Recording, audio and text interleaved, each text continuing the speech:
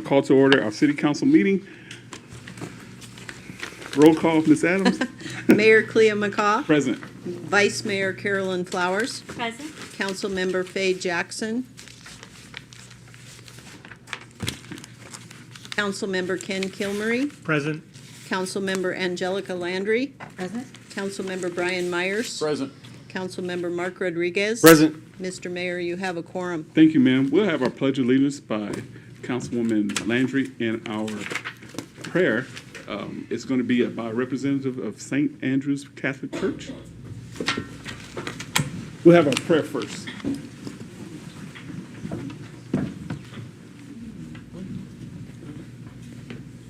You promised to show up. He promised to apparently show up. not here. Maybe a moment of silence would work.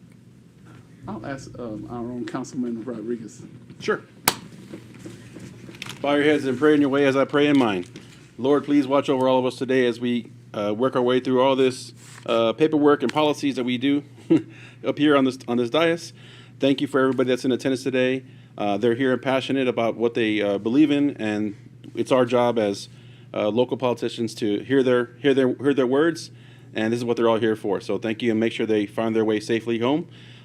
Take care of everybody this weekend. A lot of events going on in our town. Please keep everyone safe, and in your name we pray. Amen. Amen. Please join me in the pledge. I pledge allegiance to the flag of the United States of America and to the republic for which it stands, one nation, under God, indivisible, with liberty and justice for all. Thank you. Thank you, Councilman Rodriguez, for that short notice. Good thing. And we'll have item number 1, Councilman Myers.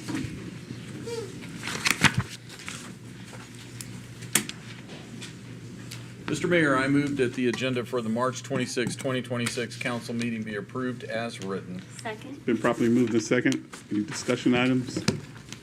I'll call for the vote. All in favor? Aye. Opposed?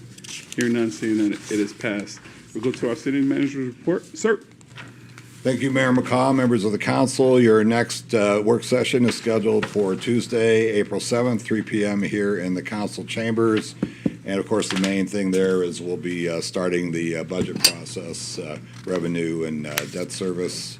And then your next regularly scheduled council meeting is scheduled for Thursday, the 9th of April, and that's at 5 p.m. also here in the council chambers. A few items that I went over in the work session Tuesday.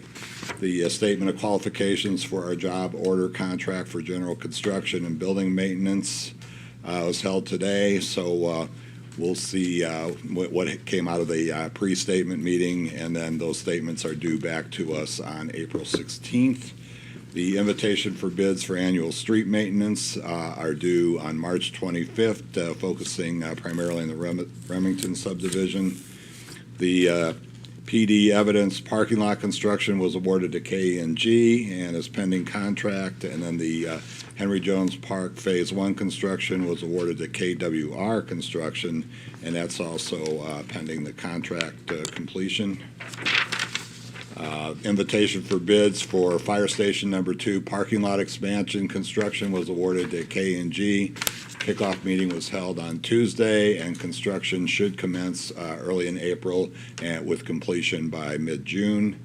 The Buffalo Soldier Trail shared use path was awarded to K&G, and they're out working on that as we speak, and that's expected to be completed in May. At long last, the Garden Avenue Streetscape project is completed, and looks quite nice, so well done there. I mentioned the sales tax numbers for January, and again, those came in very flat, so from fiscal year 25 to 26 year to date, our actuals are up $114,616, or 0.72%. So this pretty much follows the trend that we've been tracking over the last couple of years. So we'll continue to watch that as we head into the budget season. And then this morning, on your behalf, I represented the city at the CCOM JPA board meeting. Main topic of discussion, of course, was budget, getting ready to present to both the council and the board of supervisors. At that meeting, we approved a budget that unfortunately also included a hefty increase in costs for the coming year. We're going to sit down with the county and work through those numbers and see if we can find a way to work those down. So that's on top of all the other things I mentioned to you Tuesday, unfortunately. So the budget news, just whether it comes from the legislature or the federal government or costs of various things, just continues in a negative way, shall we say. So, but we met this afternoon with the staff, and we're gonna work through this. So. Anyway, that's all I have today, and I appreciate it, Mr. Mayor. Thank you, sir. Any questions, comments for the city manager? Thank you, sir. And we'll go to item number 2, Councilman Kilmurray. Thank you, Mr. Mayor. I move that the consent agenda items consisting of the work session meetings, February 24th, 2026, the regular city council meeting minutes of February 26th, 2026, the work session meeting minutes of March 10th, 2026, the special meeting, council meeting minutes of March 10th, 2026, resolution 2026-013, appointment of Dakota Martin to the Environmental Stewardship Commission, said term to expire April 30th, 2028, and resolution 2026-014, reappointment of Rosie Mackey, Wendy Grind, and Roger Hunter to the Neighborhoods Commission, said term to expire April 30th, 2028, be approved. Second. Been properly moved in second. Any discussion items, ma'am? Yeah, I'd like to add that thank you to all the commissioners that stepped up to serve a term or another term in these cases. I know Rosie's not here because she had an emergency, so please keep her in your prayers. Wendy Grindy's here, right? And I don't see Roger. Roger hasn't came in yet. Okay, but I'm very grateful for all of them. They've been a tremendous asset for us on the Neighborhoods Commission. Excellent. Any other discussion items? I'll call for the vote. All those in favor? Aye. Opposed? Hearing none, seeing none is passed. Good to see you, Wendy. Thank you for your time and coming to the city council meeting. Go to our public hearing items. Item number 3. We call it staff report, Mr. McLaughlin. CDBG? Yes, sir. All right, good evening, Mr. Mayor, members of council. We had a really good response this year on our call for CDBG projects. Neighborhood Commission had a daunting challenge to come up with a recommendation for you to consider this evening.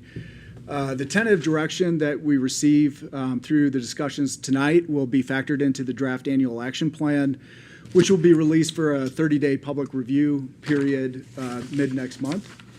We're proposing the same format as prior years, where you start by opening the public hearing, inviting the applicants to share with you a little bit about their organization and how they plan to use the CDBG funds if awarded. We're also seeking citizen input, so any member of the public who wishes to speak on this item are encouraged to voice their opinions. At the March 6th deadline, we received 8 applications, including 2 internal requests from the city. The total amount requested is $480,644. We're still working with a $250,000 funding estimate. We're expecting the official allocation to be announced sometime over the next few weeks. And so we'll have to make adjustments up or down when we get that number. 4 of the applications are for increased public services. United Way of Sierra Vista and Cochise County for emergency crisis and community assistance. Requested $37,000 for rental, utility, and food assistance to serve approximately 375 people, meeting the limited clientele objective. Echoing Hope Ranch, who you'll hear from later, requested $10,000 for a new growing independence program to support 5 disabled adults find permanent housing within the community. The Boys and Girls Club of Sierra Vista is seeking $30,000 for youth scholarships to expand access to core youth development programming for approximately 40 people under the limited clientele eligibility. And then the Digital Institute for Digital Inclusion Acceleration requested $32,434 for digital access training and online service navigation for low-income residents. On the public facility infrastructure improvement side, we have 4 applications. The first is for installing fire hydrants along Tacoma to serve the Frytown site neighborhood. The city is requesting $50,000 for that project. As you know, that neighborhood is LMI. It's one of the lowest income neighborhoods in the city, so they meet the area benefit criteria. Second is Henry Jones Legacy Park Improvement Project. The city put in an application for $150,000 for additional landscaping, park amenities, furnishings, and related supporting infrastructure associated with the park concept plan. That site is also within an LMI neighborhood, meeting the area benefit standard. I will say that this request was put in ahead of the bids coming in for that first phase. We were fortunate to see that the low bid was below our budget from prior CDBG funding cycles. And so we'll be able to fulfill the pocket park plan with the exception of the Ramada structure, and we're seeking a separate T-Mobile grant to complete that aspect of the project. And so this was kind of like a contingency in case the bids came in higher than what we estimated for that first phase, and then also allow us to continue further onto the property and do some additional enhancements. Because you'll recall that first chunk is about a 1/4 acre of the site on the north end, facing Fry. And then we're hoping to wrap that landscape improvement along Fab Avenue. And we're still investigating whether we could use FTA funds for that as well. Okay, so those are the 2 city applications. Then we received an application from Catholic Community Services of Southern Arizona to add a playground at their tiny home project site at Taylor and Cayeton. They're seeking $41,861. The scope of the project also includes perimeter fencing to provide additional safety for the residents there. And then the Warrior Healing Center is requesting $138,849 for roof and HVAC repairs to a facility serving persons with disabilities. Total requests in this category are $380,710. So we have a $250,000 planning estimate. 15% of that can be allocated towards public services, which equates to about $37,500. The balance can go towards public facility infrastructure improvements. And so the way the process has worked in the past, you hear out each of the applicants in terms of what they hope to do with the funds, and then we come up with a number that matches the planning estimate of $250,000.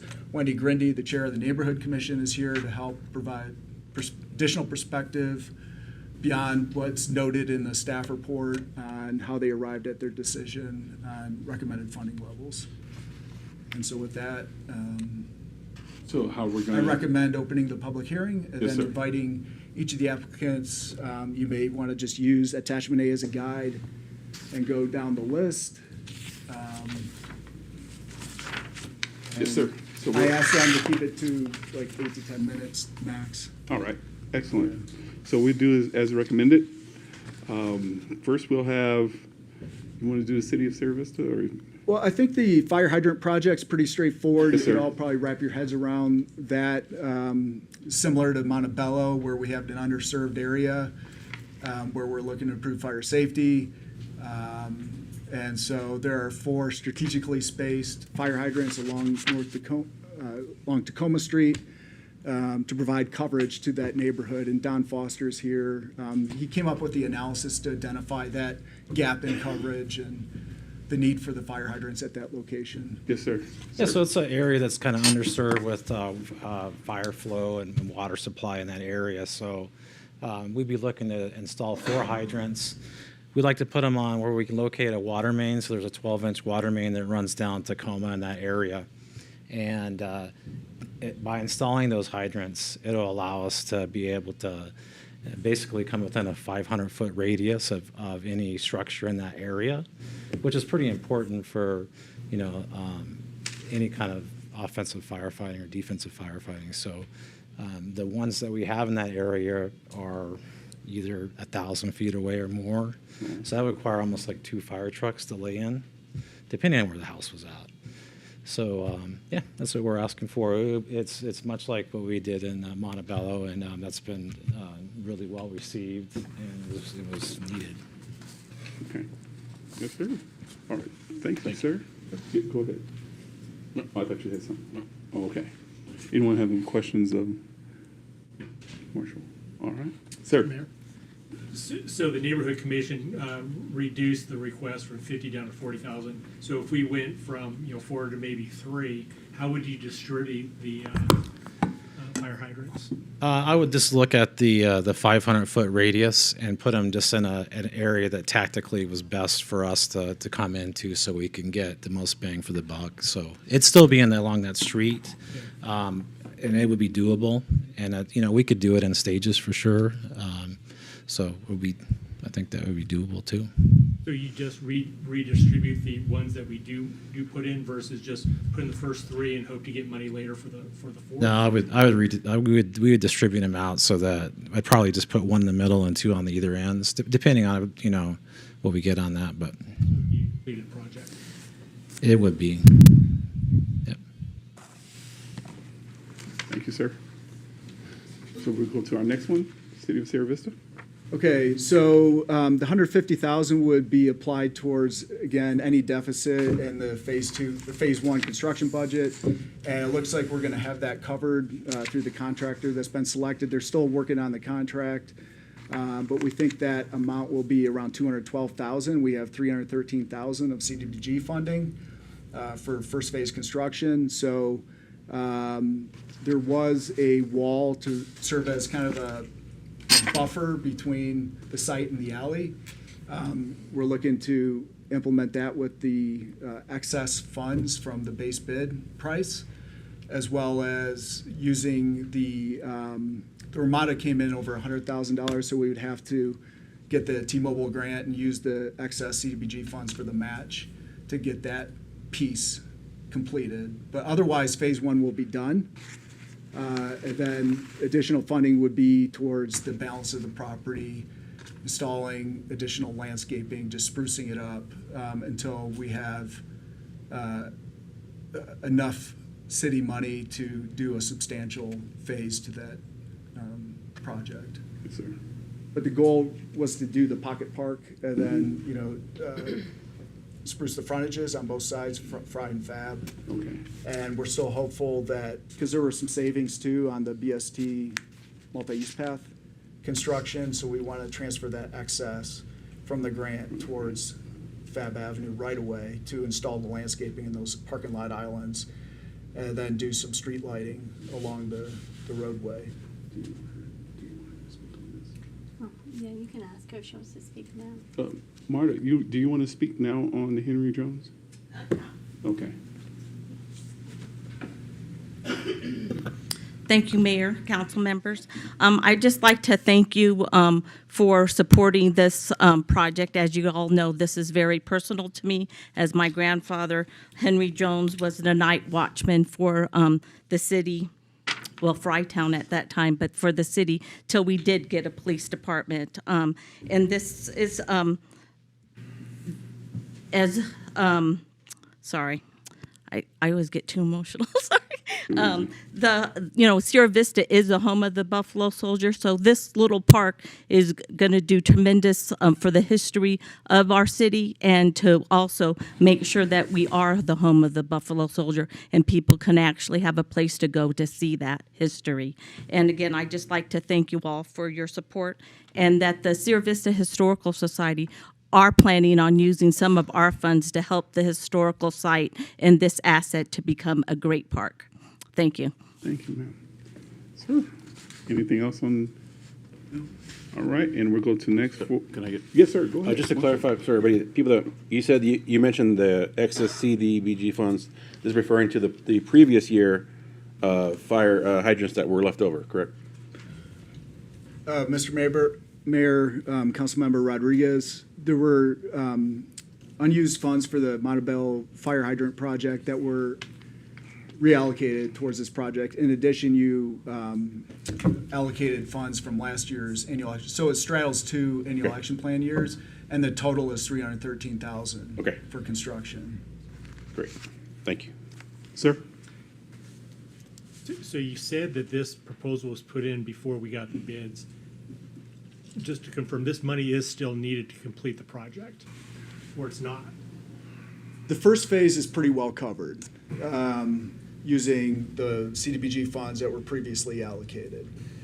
What's left is the Ramada structure, and we're hoping to get a separate grant to cover 50% of that cost, as well as that art wall on the east side of the property to screen the alleyway.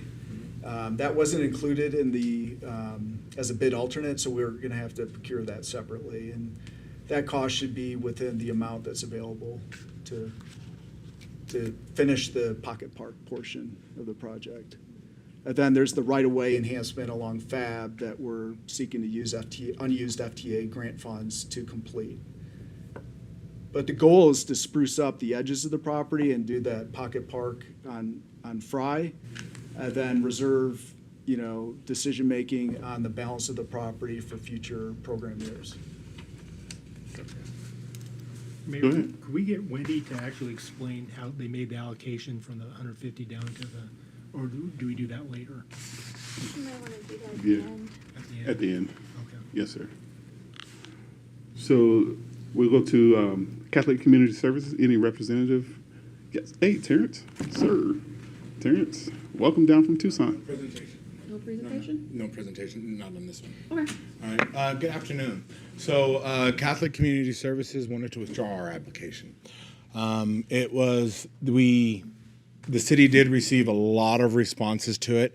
And so while it would have been super awesome and amazing to have a playground for the facility, we decided that we would withdraw that and we would work on it. And the other portion of our request was to have a fence built around it, but that guy Matt, he's awesome, and so with the current CDBG funding we already have, he's been working miracles, and we've been working on our Ramada's restructuring, and so there's enough funding that'll be left over to cover that as well. So we would rather yield back all of our application, the money that we asked for, so that way we can meet What changed in the scope was going from a hardcover Ramada, which we're learning are very expensive, to like more of a sun sail design, which are much more affordable. So the cost difference between the two, and it'll be like a cantilevered sun sail that's 16 by 16 to provide adequate shade for the slab area, can be used to cover the cost of the perimeter fencing from last year's allocation amount. So just be as judicious with the funding as we can, and to try and be good stewards of it. We already have enough to make sure that we have the basic needs done. And so with all of the other demands and requests that were in, we decided that we would withdraw our application for this year. All right. My plan? Thank you, sir.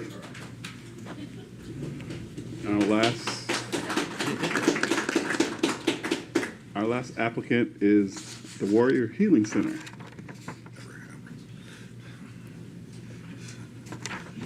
Good afternoon, sir. Well, for the first, Applicant. for public facilities. Yeah, for public facilities. No, you guys are good. Yeah. Okay. You're good. Thank you, sir. Ladies and gentlemen, thanks for having us. I'm Tim. This is my wife, Kathy. We're representing the Warrior Healing Center today and proud to do that. With your permission, we have paper copies. Our slides didn't make the slide deck, so if it's all right, we'll give you paper copies we can talk off of there.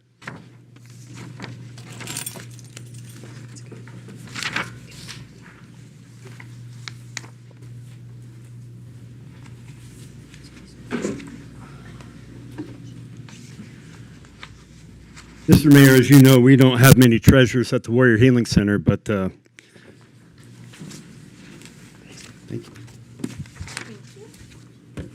Thank you, ma'am. Thank you so much. We don't have many treasures at the Warrior Healing Center, but among the ones we do have, is kind of our guiding light, our North Star, if you will. And it was in our slide presentation, as I said, didn't make it, but if you listen closely, I can almost hear. Sorry, Tim. Yeah. You can use the projector. Since you have them printed, you can, if you want everyone to see them. Oh, very good, thank you. Jessica, where's Jessica? See if we can power on here. Oh, Adam's coming up. to Adam's help you. coming up. Very good, Someone thanks. knows how to use it. But as I said, if you listen closely, you can almost hear the words. Zoom in on Angelica. Zoom in. Adam, flip it up. Flip it up. You can almost hear. In the country for the most veterans per capita.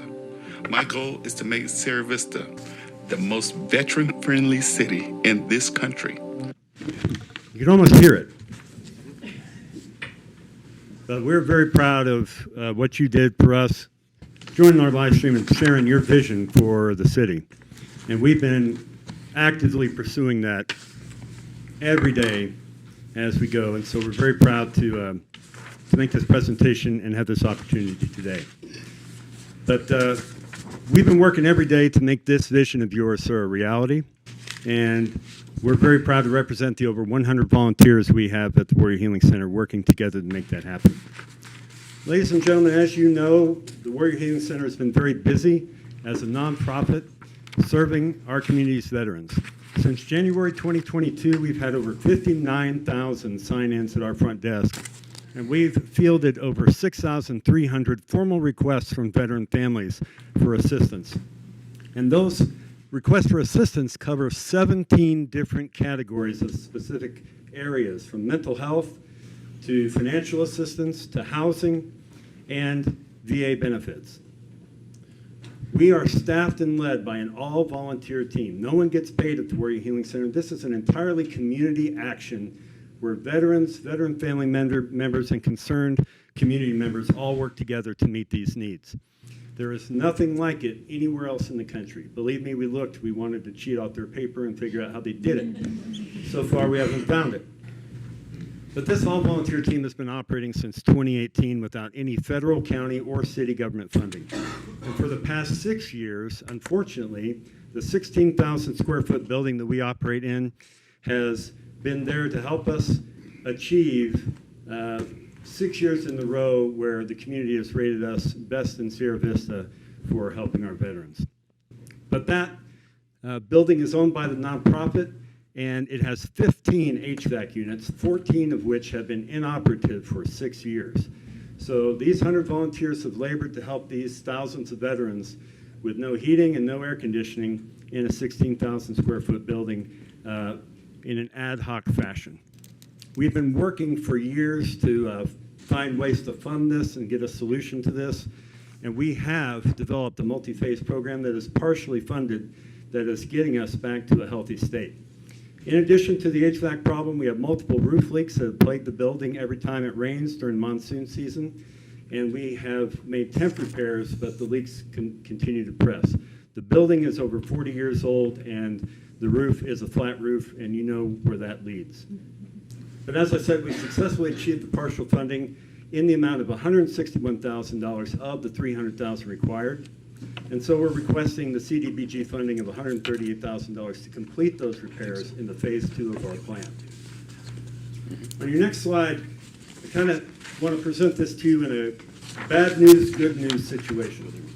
This first slide represents the United States of America's veteran suicide rate over the past 25 years.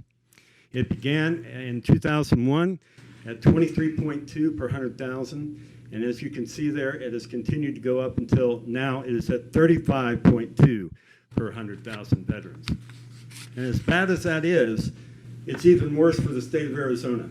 Sierra Vista is the #1 city in the state of Arizona for veteran population density, and we are the #3 city in the United States for veteran population density.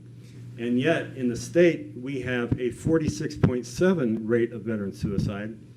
And in Cochise County, that rate is 59% higher than the national rate at 56.1 veterans per 100,000. So the bottom line is addressing veteran suicide is not just a VA problem. It's not a military problem. It is a community problem. And that is precisely the care and approach that we're using with our community here at the Warrior Healing Center. It continues to be a challenge, and we continue to fight it every day.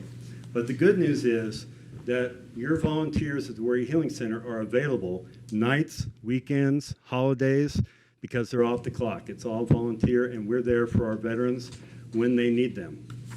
Now, on the good news side, your veterans are producing an amazing effect for our local economy and for the commercial success of the city. On the next slide, you'll see that we have worked directly with 395 veterans on their VA benefits in order to maximize the benefits that they earned and are owed by law. And the results of that are seen here.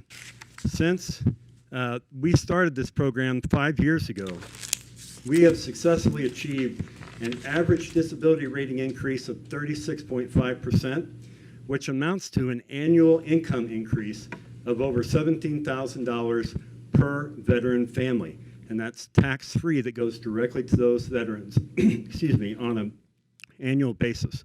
When you add it all up, that is over $6.8 million coming directly tax-free to our veterans, and they spend that here in our community. So it's a rising tide that lifts all boats, and this is an area, as we've discussed, Mr. Mayor, we have great opportunity for growth in expanding these programs and being even more effective at generating this kind of income and this kind of resource base for the city. So the prospects there are very bright. But the bottom line is, we have not missed an opportunity. We want to continue to do this work, but we really owe it to our veterans and we owe it to our volunteers to provide them a place that is air-conditioned, heated, comfortable, where they can go either for assistance or just to hang out and connect with the other members of their community. It is also important to note that many of those veterans are former clients. People we serve who need help with assistance come back and volunteer and continue to pay it forward within our community. And we're very proud of that, and we want our city to be proud of that too. And then finally, we just included some pictures there of the condition of our roof, the work that we've already started, and some of the interior areas where water damage has occurred. But we've got a plan to fix it, and the CDBG grant is the perfect opportunity for us to address those needs pending your approval. I stand by for your questions. Thank you, Tim. Any questions for Tim and Kathy? Yes, sir. So other than this grant, how many other current grants are you going for right now for all of these projects? We have requested multiple grants, including over a dozen last year. We try to maintain a battle rhythm of about one major grant a month that we go for. And so in the past year, we've achieved that, about one a month that we've gone for. We've only received one of those grants. Oftentimes, those are difficult to achieve, especially in the current economic environment where the competition is higher than ever. Thanks. Yes, sir. I appreciate you seeking those grants. I know we've had some discussions there at the Warrior Healing Center. You showed me your data, and I commend you on keeping that data. It's important. If somebody has a question, how many people you have? I mean, the way you guys have it broken down is amazing. It's a lot of data that you guys are tracking. So I appreciate you doing that. And all the veterans are obviously helping out locally. And I know it's hot in there because some of the podcasts I've been a part of, it's warm, but I know to dress in a t-shirt. I know the mayor was in a suit. I know you were probably burning up in there, but it gets a little warm in there. So I'm glad this can help with that issue because obviously it's a little warm where we live. So it's definitely will be a much needed fix. And for the last one, just your VSOs, I appreciate you talking about that too. And I'm glad you've had success rate assisting people and sending them to the VSOs that help. As I understand, you have the DAV sends you guys help. Yes. They're on loan, kind of, right? That's correct. Okay. We have one person from the DAV who's One doing person. most of this heavy lifting. Okay. But we're working to develop a strategy for the long term because that one person, as you can imagine, is Right. up in age, and we don't know how much longer he will Right. be interested in doing that. Right. So we're integrating a strategy with our partners as well as some other outside VSO resources so that we can continue to provide that in the future. Thank you very much. Appreciate it. I'd just like to say this is actually just a gem that we have in this city is this operation. I've lived here forever and didn't even know that this existed until a couple of years ago, and took a tour of the Warrior Healing Center and was just so impressed with the work you're doing down there. I commend you for everything you do down there and fully support it. Thank you, sir. Very kind. Tim, could you also give, for the dais and the audience, could you give you also have other tenants. You're not charging those tenants rent or anything. That's correct, sir. Any organization that's a nonprofit that is involved in assisting veterans in some way. Because when we started this, what we found was there was a whole lot of organizations built to help veterans in particular pipelines or avenues. But they were all so underfunded that they were operating out of their kitchens, their homes, or meeting in restaurants and so forth. So our idea was to utilize this building first and foremost for a service dog training area, because the service dog training services in towns such as Soldier's Best Friend did not have an indoor training area that they could use for bringing veterans the capability of a service dog. But we had a lot of excess office space, and we began to donate to those organizations and nonprofits who were helping veterans.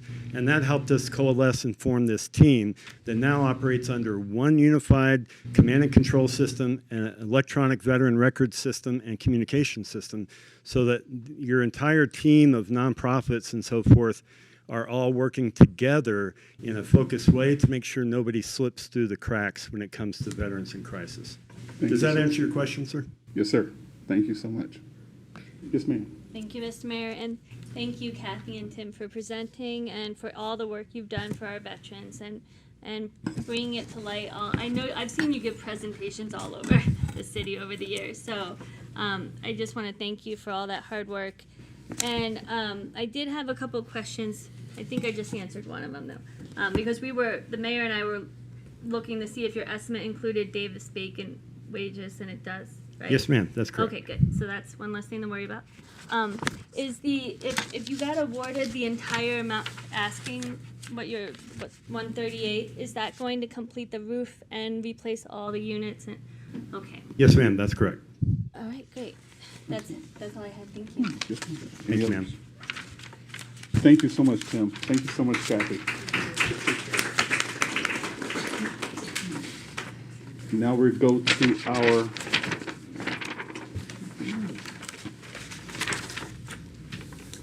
the public services and United Way. Dr. Reed, welcome, sir. I like the shoes. Use this? Okay. Yes, sir. So we've had a partnership with the city of Sierra Vista for a long time now. I think it started around COVID time. And with the CDBG funds, well, first, I want to start off. I know I got 10 minutes. I'm going to get it all in. I want to thank the community, and I also want to thank particularly the city government for supporting our fundraiser event for this past weekend that we had for the Groundbach Assistance Program, which is what we use for the CDBG funds. It was a nice event, great fellowship, great time, and a good time to put the word out for the things that we're trying to do. A lot of people were there, didn't know some of the things that we were doing there. So in reference to the CDBG funds, I always maintain that we're all just a paycheck away from poverty. And a lot of people that we serve are the low income community down by Carmichael School and things like that, with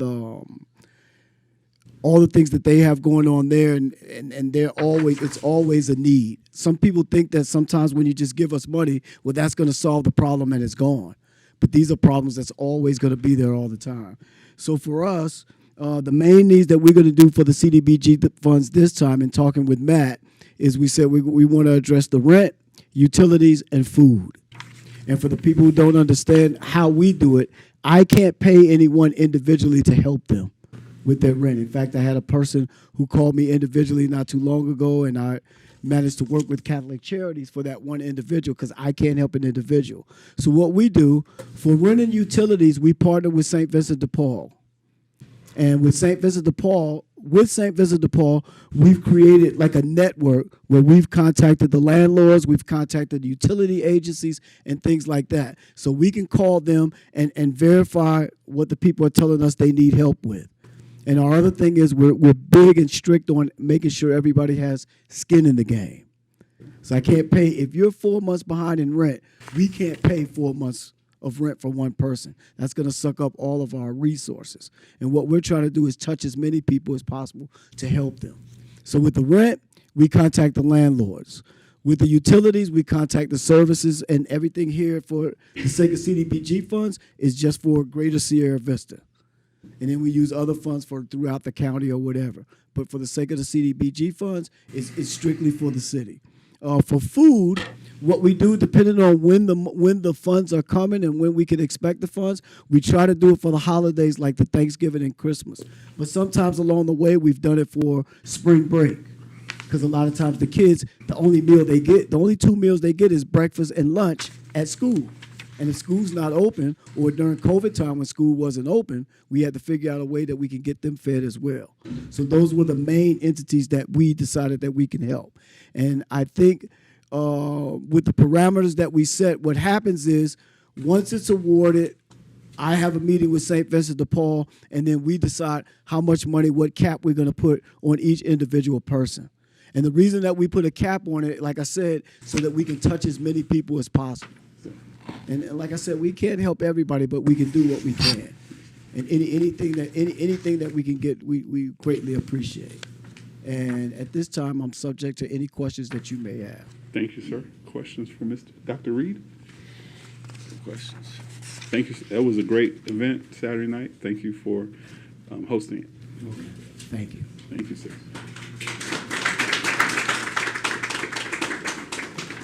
Next presenter is Echoing Hope Ranch, a Growing Independence Program.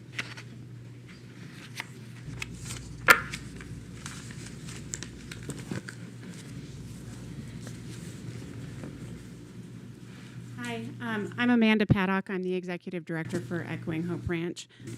Our mission there is growth, discovery, and lifelong learning in safe and respectful homes and communities. We were founded in 2009 by a group of parents who were looking to see what was next for their children who had intellectual and developmental disabilities. We are now primarily serving adults with intellectual and developmental disabilities, and the services we're providing are residential, daytime, group-supported employment, habilitation, and respite services. We're looking at doing our program here. I did have this. That's okay. Put it on it. That's okay. That's fine. Why the program is needed. So we are looking at getting $10,000 to go and help secure housing for these adults with intellectual and developmental disabilities. These individuals, these adults, all have a right to live in their own homes in the community, and being able to choose where and with whom they live. In 2024, a report stated that among individuals with IDD nationwide, only 11% of those individuals lived in their own homes. In Arizona, it's reported that 75% of those individuals are not in suitable residential settings. 60% of these individuals live with family members, and many of these family members are aging themselves. They're 60 or older, and that's creating anxiety about the future. What is going to happen when they pass away? What's going to happen to their children, their loved ones? There's a high demand and shortage of quality options, including housing that include housing insecurity.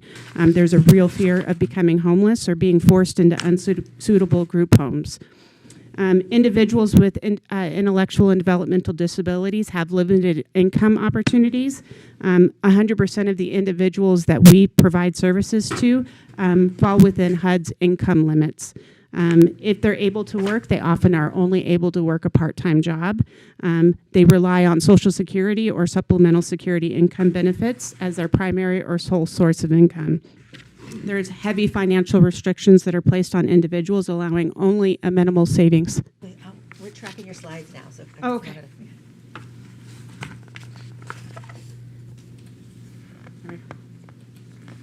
Almost all the way through it anyway, so thank you. So we're asking for $10,000 to provide direct financial and logistical support for transitional to independent living for individuals with intellectual and developmental disabilities. This financial assistance will help to provide applicants to secure housing, to include application fees, security deposits, first month's rent, utility deposits, and a furnishings allowance. And then the support and counseling and navigating these resources and to secure housing. Any questions? Any questions? Just Yes, comments. sir. No, appreciate you. We've been on Equity Hope Ranch a few times. You guys have a great operation down there. Obviously, you really bring out some good points that a lot of people just don't think about every day. The main one being is what happens when their caregivers pass away. When they go into a home themselves, do they go to a state facility? What happens? And their caregivers are obviously getting cut by government funding as well recently, so that's not helping as well. So it's important that we have opportunities like this in our community for those individuals who need somewhere to live. It's their right to have a place to live. So I really appreciate you bringing notice to that and talking about it. The work portion. Last time I was there, you guys had obviously a beautiful greenhouse set up. They were working. People that live there or were doing food markets, things like that. Is that still going on? Yes, sir. We currently have 28 individuals in our group-supported deployment program. That's individuals that live on-site and those that live off-site as well. We do the greenhouses. We also do livestock care, as well as some woodworking. We've brought in some woodworking, so they're now building birdhouses, that type of thing that we can go and sell to the community. We also try to go out into the community and do a recycling program, basically just looking at the need of our individuals and seeing how we can help them secure a job that they feel passionate about.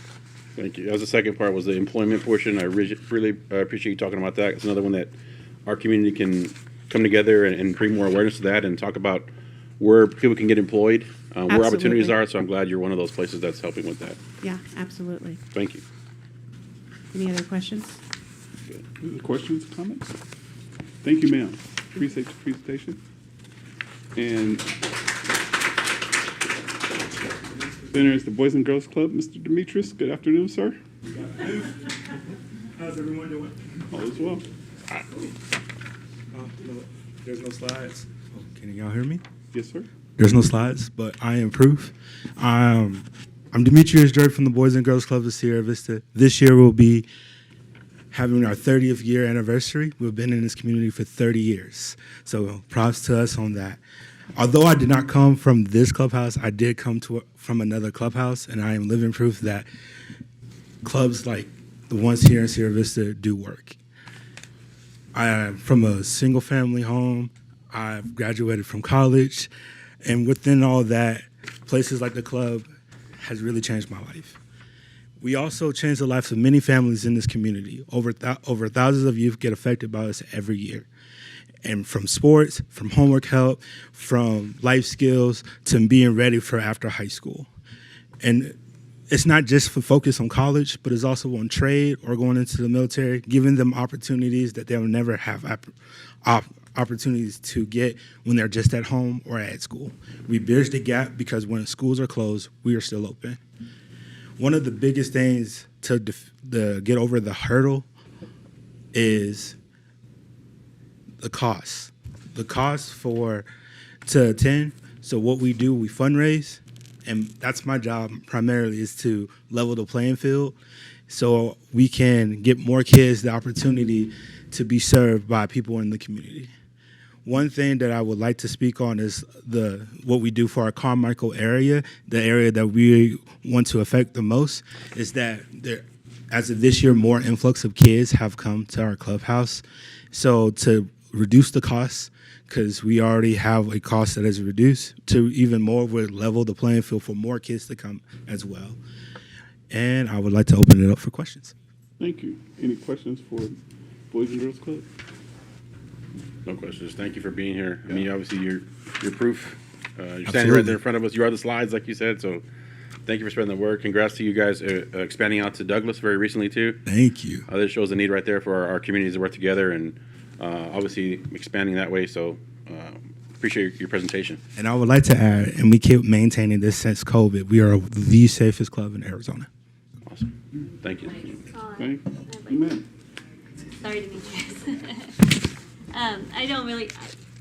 We partnered with you before in the past, and like with Absolutely. United Way and St. Vincent de Paul. We're familiar, and we know that what you say you're going to do, you do, and you follow through, and you provide for the kids and families, and we appreciate your hard work. I just want to give a shout out to him and Anthony Reed and Wendy, because when we had a new they've all done it before. Oh, yeah. And when Warrior Healing Center was presenting to the Neighborhoods Commission, and they were trying to, who else could we apply to, since you heard from them that they haven't sought funding from us before, or many others in the past, and they were quick to step up and say, hey, we know other avenues you can try. And they're just such great community partners, and they're even working together, and I appreciate what they've done. And so thank you. You're welcome. Thank you. Thank you. Thank you, sir. We appreciate it. And our last presenter is the Institute for Digital Inclusion Acceleration. Hey, good afternoon. So no slides, just saying hi. Oh. Good afternoon, Mayor, Council. Thanks so much for having me. It's a pleasure to meet you. My name is Dr. Erin Carr-Jordan, and I'm the president and CEO of IDEA. We just say IDEA. Do you have a good idea? Got something to tell you. We are an Arizona 501c3. We've been in business since early 2021. We were born to support the state in the creation of the infrastructure plan that was run by the governor's office and Arizona Commerce Authority. We spent 2 years going around the state talking to thousands and thousands of people, including coming here to Sierra Vista and spending lots of time in Cochise County. And we heard from folks what the state of affairs was. Where people experienced challenges, what gaps existed as it relates to getting online, being online, accessing jobs, workforce, education, healthcare, everything. And once we did that, we decided we wanted to do it again to make sure that we really understood what was going on. That then led to the formation of the organization that we are today. Across Arizona, we have 10 locations, and recently, just last year in Sierra Vista, we invested about $550,000 in the Hive at the Community Innovation Center. And I'm really happy to say that now we're busy every single day. We have about 50 people. Just yesterday, they sent me photos showing me that the site was busy all day long. Everything that we do is free. We do it that way on purpose so that people don't have barriers when they're coming into the site. The goal really is just to build trust. We were built to serve low-income folks. I'm shaking up here. I speak all the time, and I'm like literally shaking. I say it that way, it will help me stop shaking. So we were built in response to some CDBG programs. We are partnered with several cities who are recipients of CDBG dollars, and we are used to being the reporting mechanisms for our city partners, basically helping them to ensure that as they're rolling up the reporting on their end, that we're demonstrating that the work we're doing is reaching the target audience and that every program that we're running is effective and effectively serving the target group. We keep track of things like the income of folks who come into the spaces, but more importantly, we keep track of how people feel about what's happening in the space. So do you feel like you're thriving? Do you feel more comfortable and confident being online? Do you feel like you are growing skills to be able to participate in the workforce of the future? Can you talk to your doctor? Are you persisting in education? Man, I am just shaking. Can you guys see it back there? Holy You're cow. doing great.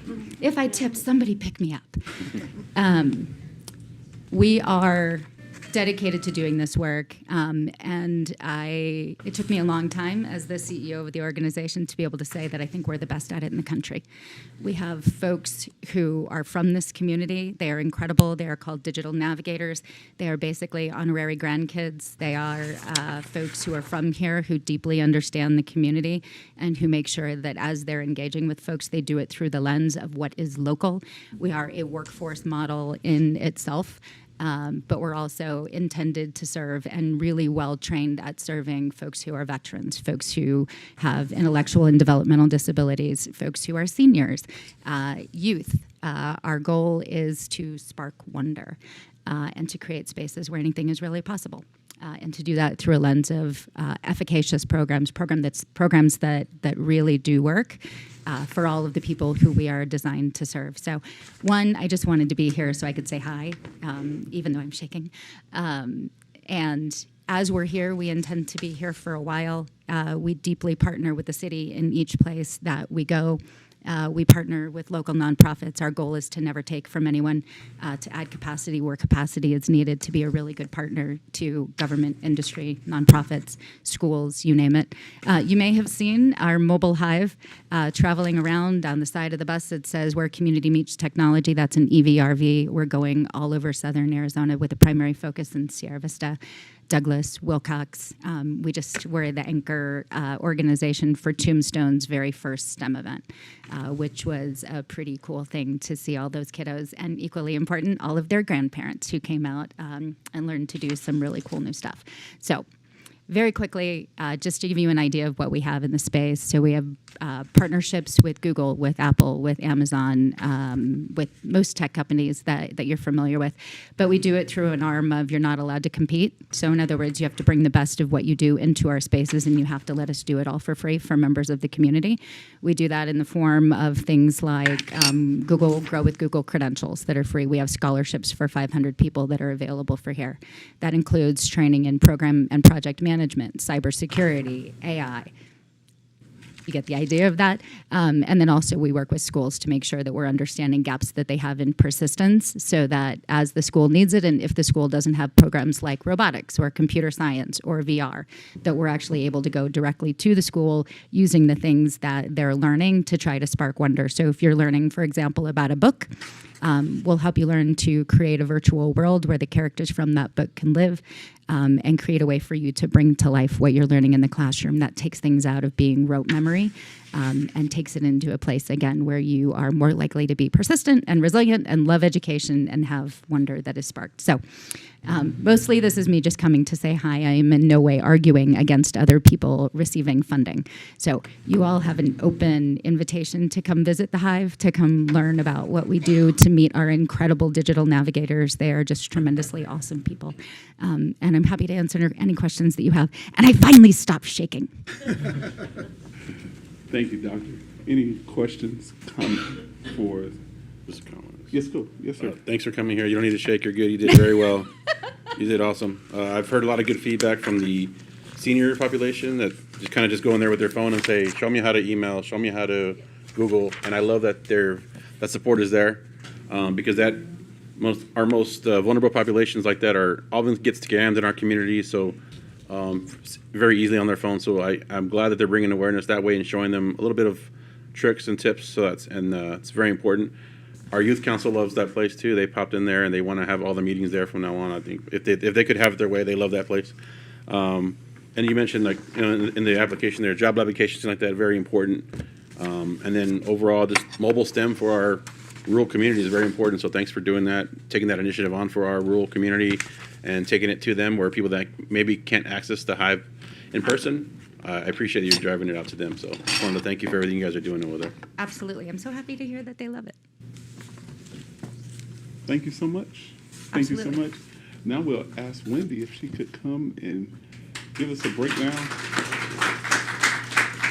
Don't be the bad guy, Wendy.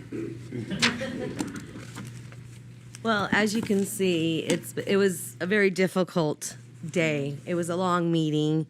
We had a lot of wonderful people who came and spoke to us, and I really wish that Dr. Jordan had been there, because I did learn a lot from you tonight that is not expressed in the application, and that's where a lot of questions came up with I'm calling it the Hive because that's what sticks in my mind. I will come in and visit you. In fact, I've been next door to you all week with the community food drive, and so I'm going to step in there tomorrow if you're going to be here in town. I just wanted to mention that first, because that, I think, was one of the most difficult parts. When we were looking at the public services, there was $109,934 being requested, and we had $37,500 to hand out. And so we had a lot of questions when it came to IDEA and the Hive. And so we focused more on the other three that was on the front page, where they were present to answer questions, for one. And we also knew their services a little bit more.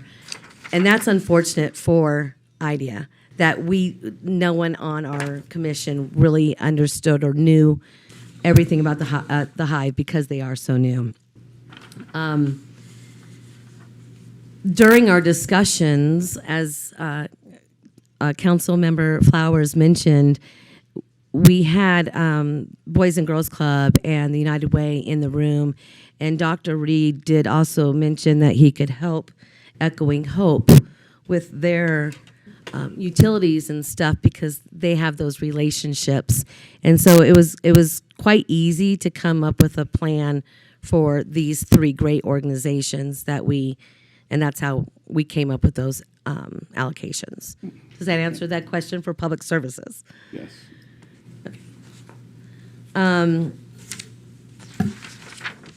The infrastructure applications that came in, again, there was just a lot of discussions taking place. We were trying to find out who we could take from to give to others. And Terrence Walters was there from Catholic Community Services. And right away after our discussion, we took the almost $42,000 that he was requesting down to $8,200 to focus just on the playground. The fence, which is going to be really important for that community to help people, keep people out of where their children are playing and stuff. So, and now, of course, that funding is available. Thank you very much, sir. And so you guys can distribute that maybe in other areas. As far as the fire hydrants went, like I said, we were just trying to cut back in certain areas. Matt had spoken to us a little bit about the Henry Jones Legacy Park improvement project, and he did kind of let us know that there might be some other funding that they're still working on. So that's why we were able to, make a allocation different on that. And of course, the Warrior Healing Center. That is a great need, I feel, at this point, and it's a big dollar bill, but I am totally, because of my previous positions, I know where they're at. I know where they're sitting at. I've been in that situation where a building is not housing who you need it to house at that time, and so those were the discussions that kind of took place, and we even had a different allocation here and had to make further discussions and weighted it differently based on the needs and who they're serving. Excellent. Thank you, Wendy, for that explanation. Any questions, comments? I'll tell you that I'll have to recuse myself. My wife is the president of United Way, as well as board member for the Boys and Girls Club, so I won't be voting on nothing related. So it'll be the vice. Any other? Yes, sir. No, I appreciate that, Wendy. Thank you for going up there and talking about it, how the process works. So, just going back to that front page of the 8,200 that's there. Yes, sir. Right? Is that something we talk about now to redistribute recommendations to how we do that? Is that what we're going to do now? Direction. Mr. Mayor, members of the council, you're here tonight to hear the presentations. Obviously, clearly there are more needs in funding, as is usually the case when we do budgets. We can get a sense from your discussion in terms of what your priorities are, and then Matt and I can sit down and make any readjustments. I have a pretty good idea after listening to this, but of course I'd like to hear your discussion as well as to how we might be able to spread this around a little bit. So, which we'll be presenting to you when you take it up for a vote. Yes, sir. I'll open up to the dais. I'll step back. I wish we could flip it over to the other side to give it to public services that didn't get zero. That would be, but you can't because we're already at that max. So it has to go from the front side, right? Redistribution. Okay. All right. Oh, did you not?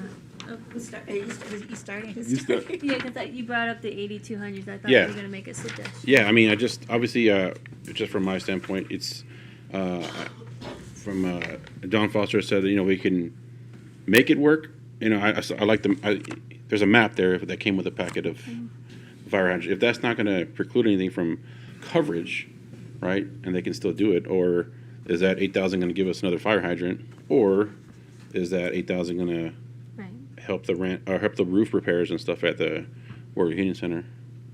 Those are kind of like the two ways I'm looking at for applying that.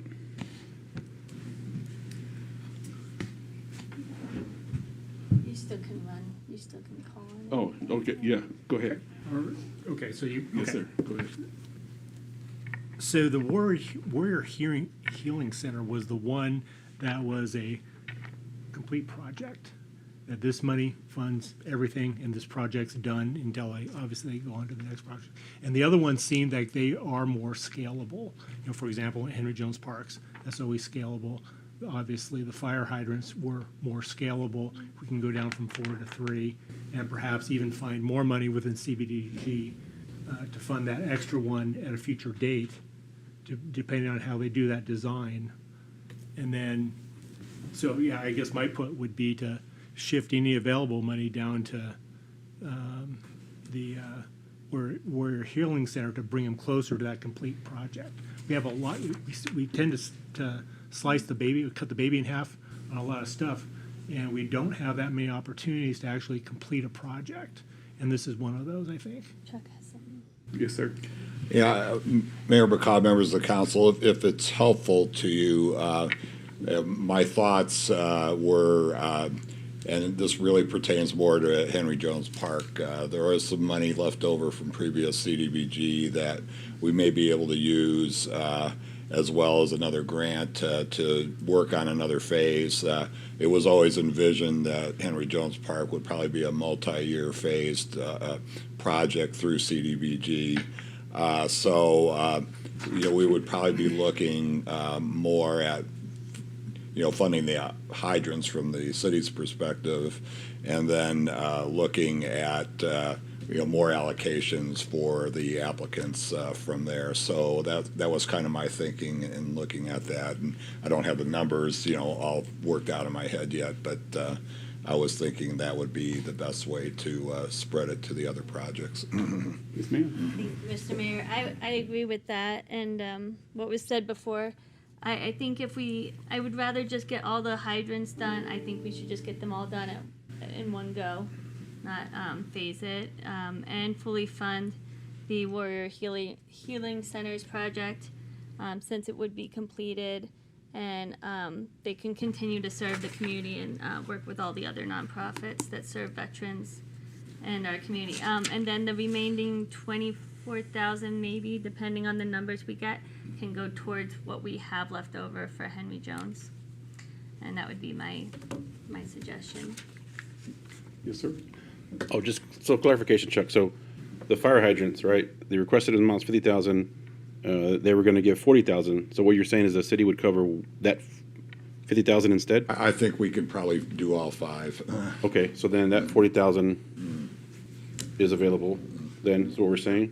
Yeah. No. What we're saying No. is give them the full 50 out of this amount. No, that would still come from CDBG. Okay. What we're working with is the money that would have gone to Henry Jones. Gotcha. Because we have other funds that Okay. we can put towards that, for next year. So within this pile. Yeah, yes. Yes, ma'am. So how much would then go to the Warrior Healing? The 138. We would give yeah, the if we full did. amount to Warrior Healing? Yeah, and then it would leave us 24,500, and that still brings us to 212,500. I'm fine with that. I like it. Councilwoman. Is it too late to make No, go ahead. I just want to thank everybody for coming and giving their presentations and sharing information about your organization. It's always really great to have a lot of applicants because that means that more people know what's going on and what's available. And I did love to hear that within the discussion at the Parks and Recs Commission meeting, that they were able to kind of talk to each other and kind of work things out. I think that's one of the really great things about something like this, bringing people together like this, because you're able to kind of hear a little bit more about other organizations that maybe you had not heard of before, or maybe there was areas within there that you did not know that they kind of took care of or whatever, and that way you can get rid of some overlap as well. I think that's really important, to get rid of anything I think it's important to get rid of things that are being done, like the same things being done in different areas, but you can kind of bring that together. So I really love seeing that, and I always look forward to this every year. And I do agree with Councilmember Kilmurray about having a complete project together, because you can't really do half of a roof and just pray that everything works out. And that's the type of project that will have such a ripple effect in the community, and it comes with a warranty, and it's such a long-lasting thing. I think something like that will. It gives the organization a boost that it needs to keep doing and growing and doing and helping the community in the way that it does. And with the way the conversation is going right now, I'm really on board with what's going on right now. So. All right. Yes, sir. Yeah, I wanted just on the other side, on the community services, Wendy, I like your rationale and how you distributed the money across the various organizations. It made a lot of sense to me. Thank you. The team worked hard. Yes, they did. So, City Manager, we have direction. Yeah, I have a pretty good idea from Yes, your sir. discussion of where we're going to go. We'll get together, and then we'll have a firm recommendation. And is it the next meeting that they'll be voting that, or is it the second one in April? Well, I'll be incorporating the feedback and direction from this evening into the draft annual action plan that will be Yes, sir. put out for a 30-day public hearing. There'll be a second public hearing at the conclusion of that public comment period. Got it. In which you'll consider the approval of the annual action plan. Okay. Excellent. Second meeting in April, looks like, or maybe first meeting in May. Yeah. First meeting in May. Yeah. First meeting in May. Unless the allocation doesn't get announced. We have 60 days from the actual appropriation being announced to submit our plan. So if they're extremely delayed, it might go into June. So it's. Yeah. We're always waiting every year for the final Yeah. numbers. So. All right. But I have a pretty good idea what you want. All right. Thank you, sir. So we'll close that. We don't have to do her. We don't have to do her. Right, and Yep. she's gone now. She's gone. Okay, good. All right, so we'll go to item number 4, Councilman Myers.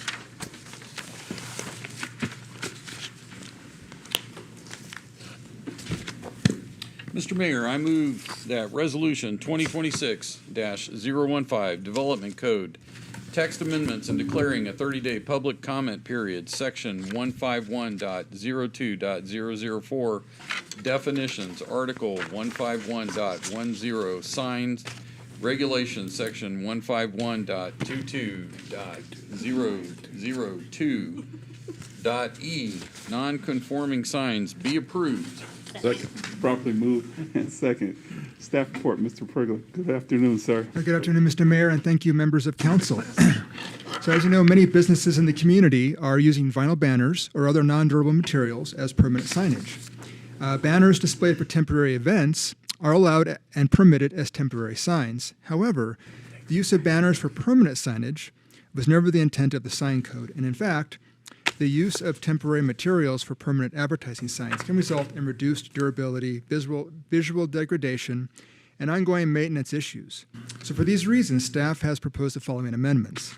So to start off, the definition of permanent sign has been revised to now clearly state that they are to be constructed of durable materials and are intended to exist for the duration of time that the occupant is located on the premises. Next, the sign code will now specify the allowed durable materials to be used for permanent signage, which includes things like masonry, stone, stucco, and tempered glass, and so forth. The sign code will also identify those materials which are prohibited, such as vinyl, mesh, fabric, and other types of temporary materials. Now, the Planning and Zoning Commission heard this item on November 18th and recommended that existing signs constructed of temporary materials be provided a reasonable compliance period. As a result, the text amendment allows existing business owners 1 year from the effective date of ordinance adoption to bring the existing permanent signage in compliance with the updated material standards. So on February 12th, the City Council heard these amendments. And at that meeting, City Council directed staff to include language that would allow new businesses to display banners up to 1 year before permanent signs need to comply with the material standards. This language has been included in the amendments. So now both existing and new businesses will have an equal amount of display time. So the amendments facilitate both commercial activity and the city's interest in improving long-term community appearance and regulatory consistency. This does conclude staff's report, Mr. Mayor. Thank you, sir. Any questions, comments from you guys? Yes, ma'am. I feel like the discussion in the February meeting was a really great. It really shows how important it is to have us all together having discussions. Just because sometimes you go through the material and it's like, oh yeah, that sounds reasonable, or that sounds fine. But then you have other perspectives come in, and then you're able to kind of see, oh well, maybe some of the small businesses or some of the newer businesses, maybe it's better for them to have that year and help them out. I appreciate the discussions and being able to recognize that. Thank you. Yes, sir. Thank you, guy. Great. Thank you. Appreciate you taking the feedback and talking to local business owners. The whole gamut went from $800 to $7,000 for a sign. So that's why I think it's important that we give them the speed. We have got a lot of local places that they use, and everybody uses somewhere different. Some people went to Mexico to save money. Apache Signs, CSUN, DroneWorks, High Desert. There's a lot of places in town that get signs from. So I appreciate them all trying to work with our businesses. And I think some of them will even ask me questions because they know we're talking about signs. So it obviously affects their business, affects what they. It's important that we get this to them to say, look, here's what just a note. If you're making signs for a community, our ordinance has changed, and this is what a durable sign looks like. I'd hate for anybody to waste money on a sign, and then we come back and say, hey, it's not in compliance, right? So I appreciate all the work that went for this on this item. Thank you. Sir. Just to be clear, what is the policy that we're replacing now? If we did nothing, what are they allowed to just have any of the fabric signs that they want out? So if we were to do nothing, they can just have fabric signs out for any indefinite period? 90 days. Thank you, Mayor McCaw, Councilmember Myers. The current policy for these types of temporary banners is 90 days. So if anybody that exceeds the 90-day policy is essentially in violation of our sign ordinance. So these amendments would allow them to go, up to a year now to have these banners. All right, got it. Go ahead. Okay, thank you, Mr. Yes, ma'am. Sorry. No problem. It also, it changes the language in the code to say what that durable sign is made of and codify what we mean when we say permanent sign. Mm-hmm. Yeah. And I'll call for the vote. All's in favor? Aye. Opposed? Hearing none, seeing none, it is passed. We go to item number 5, Vice Mayor Flowers. Thank you, Mr. Mayor. I move that Resolution 2026-016, entering into an intergovernmental agreement between the City of Sierra Vista and Cochise County for a regional SWAT team be approved. Second. It's been properly moved in second. Staff report, Chief Heiser. Good afternoon, Mayor, members of council. With this resolution, I'm requesting approval of entering into a intergovernmental agreement with between the City of Sierra Vista and Cochise County for a regional SWAT team. And on Tuesday at the work session, we had a pretty lengthy presentation on it and answered a lot of questions. In the interest of time, I just want to hit some of the bullet points of how we got here and what the benefits are. And if there's any new questions you may have since Tuesday, I'd be glad to answer them. So it's inevitable that we will always work together, Sheriff's Office and Sierra Vista PD tactical units. We've been doing so since 2002 when we created our own. And we decided this partnership is important. SWAT is a finite resource. We just don't have enough officers to meet the qualifications in either agency. And what we need is a larger resource for our communities. So we over the last couple years, really just looked at this as hitting some stepping stones to get to a point where we can do this right through an IGA and call it what it is, a regional team. So over the last couple years, we started taking steps to regionalize by training together and aligning our training days, so we're training jointly. And incidentally, we on the PD side, when we changed our training regimen, we actually did see a reduction in some overtime for our training on overtime. We merged to Wednesdays. Secondly, we started to respond to each other's SWAT callouts more regularly. Rather than incident-based or on request, we just did it routinely, regularly, to test out variations in tactical command and incident command between the two agencies and work together as a team. And then also, we developed a joint regional SWAT policy manual that we both operate off of. That was kind of the last big step. We've seen a lot of benefits out of this, ability, de-escalation tools as well, less lethal tactics as well. And additionally, we're seeing less of a strain on our on-duty patrol resources when we have a SWAT incident that we can call in a larger team. So with that, both teams unanimously decided this has been beneficial, and so we want to pursue a formal agreement that makes us a regional team and keeps the budgets independent. And that's one thing we've been doing over the last couple of years is, so there's no additional cost to us right now. We are just going to keep our regular, our standard O&M budget for our team intact. County is going to do the same. And moving forward, we'll just both work off the same policy manual. With that, I'll answer any questions. Excellent. Any questions from the dais? Yes, sir. Hey, Chief, thanks for the recap on that. So one of the questions I asked on Tuesday was, are other communities involved? So every time another community comes, for example, Benson, joins and they send one or two officers into the combined SWAT team, are we going to have to revisit the IGA every time somebody joins? Or Councilmember Kilmurray, I don't believe we do that. They've already had an IGA with the county, similar to this, boilerplate, same as well. So I don't believe so, but what I could do is, if that happens, I can always consult Nathan, city attorney, and just verify that we don't have to do that.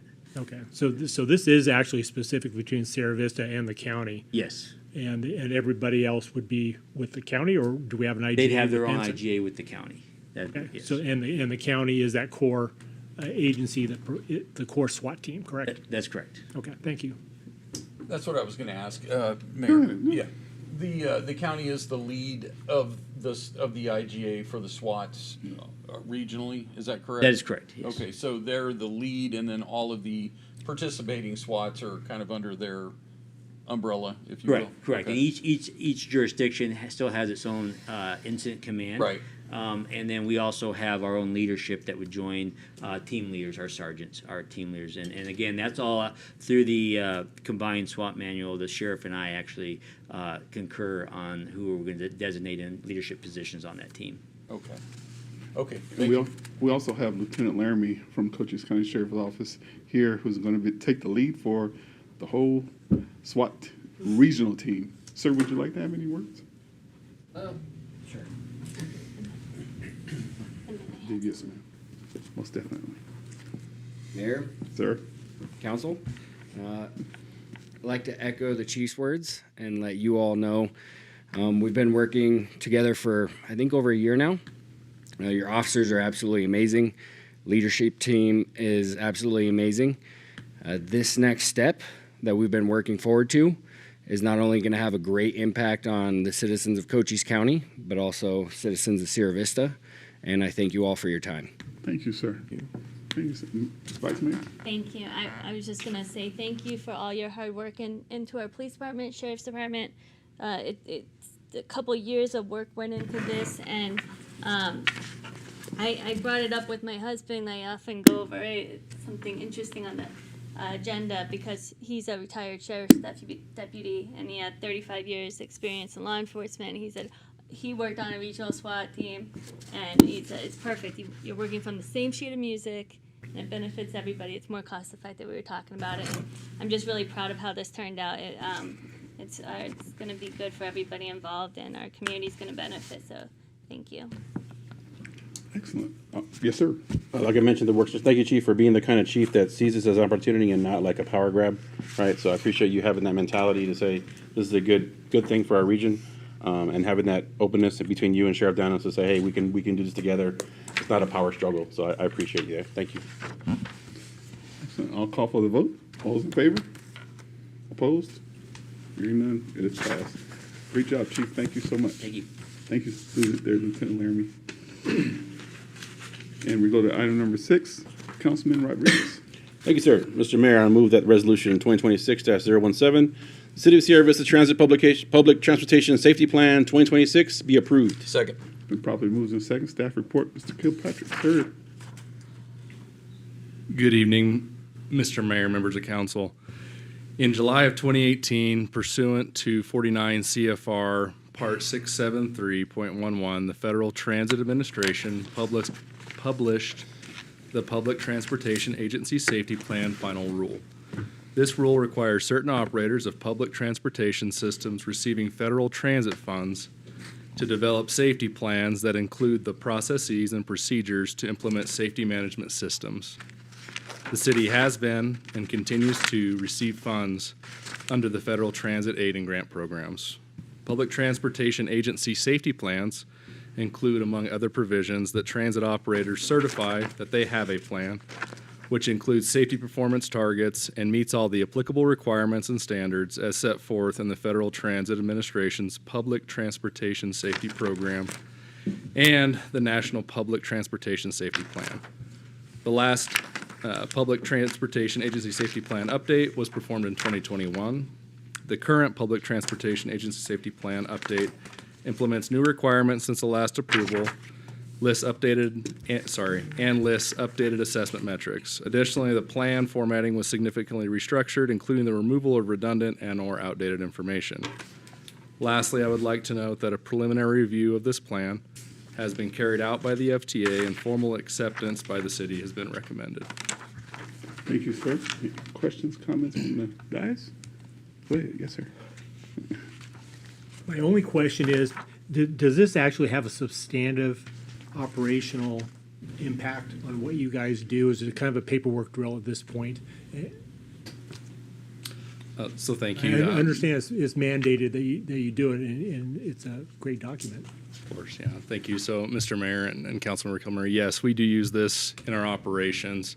One of the things that FTA really encourages is that we incorporate frontline transit worker input into this. And so as a part of this process, we'll bring in frontline transit workers to give us input, and then we do our best to follow that. So, thanks. Excellent. Any other questions? I'll call for the vote. All those in favor? Aye. Opposed? It is passed. Thank you, sir. Yes. I asked Councilman Landry if she would. Item number 7, Councilman Landry. Thank you, Mr. Mayor. Councilwoman. I move that resolution 2026-018, updates to personnel rules and regulations be approved. Second. Been properly moved in second. Staff report. Good afternoon, Ms. Kenny Dowling. Good evening, Mr. Mayor and City Council. I'm happy to present a request for change to our personnel rules and regulations. Specifically, we would like to make a change to Rule 14, which is currently entitled Safety and Training, and we'd like to change it to be titled Safety, Training, and Occupational Health, because we've added a new Section 4 that references firefighter and peace officer presumptive cancer standard operating procedures. In the attachment online, on PDF page 7, it starts at Section 4, and it includes the complete standard operating procedure. So if any of our firefighters or police officers has an issue with presumptive cancer, even 7 to 8 years from now, the complete SOP would now be listed in the personnel rules and regulations for reference. So there shouldn't be any guessing. We'll just pull out this procedure and follow it step by step. So we have the entire step in here. So because the entire police galleon is here today, I would like to issue my thanks to the fire staff and the police staff for helping develop this document, to Chief Jones, to Brad Deaver, to Josh Meeker, to Chris Workman, to Police Chief Heiser, Armin Lewis, Sean Brownson, to Sean Mott, who actually gave us the step-by-step processes for positive results, and to Chris Clayson, who gave us the step-by-step process for the appeals process. So we think we have a really full document. I don't want to bore you with 5 pages. I'll try to summarize quickly here. I know you have a large agenda. So essentially, Arizona Statutes 23-901.01 focuses on presumptive cancers in peace officers, which are police officers, and Arizona Statutes 23-901.09, which references the same for firefighters and fire inspectors. So this policy would essentially be following the Arizona statute in reference to presumptive cancer. It would be following the Industrial Commission of Arizona, as well as the city's workers' compensation process. So in summary, we would assume that the firefighter or peace officer would have gotten a doctor's checkup for presumptive cancer, which would be work-related. If the employee got a negative result, we're encouraging the employee to notify HR and give us a copy of their results to keep. HR is required to keep medical records for 30 years. So if at some point they retired 14 years after and they didn't have their medical report, HR department will still have to keep it. So we are encouraging, but it's not required for the staff to provide us their medical diagnoses.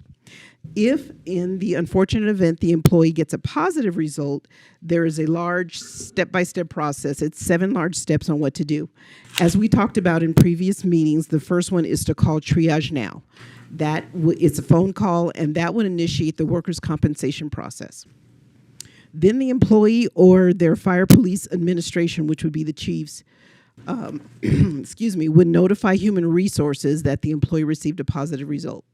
After being told that, the human resources department would contact our workers' compensation carrier, which is currently Travelers, and let them know that we have a presumptive cancer case and they have to approve it as long as the employee qualifies under the Arizona statute.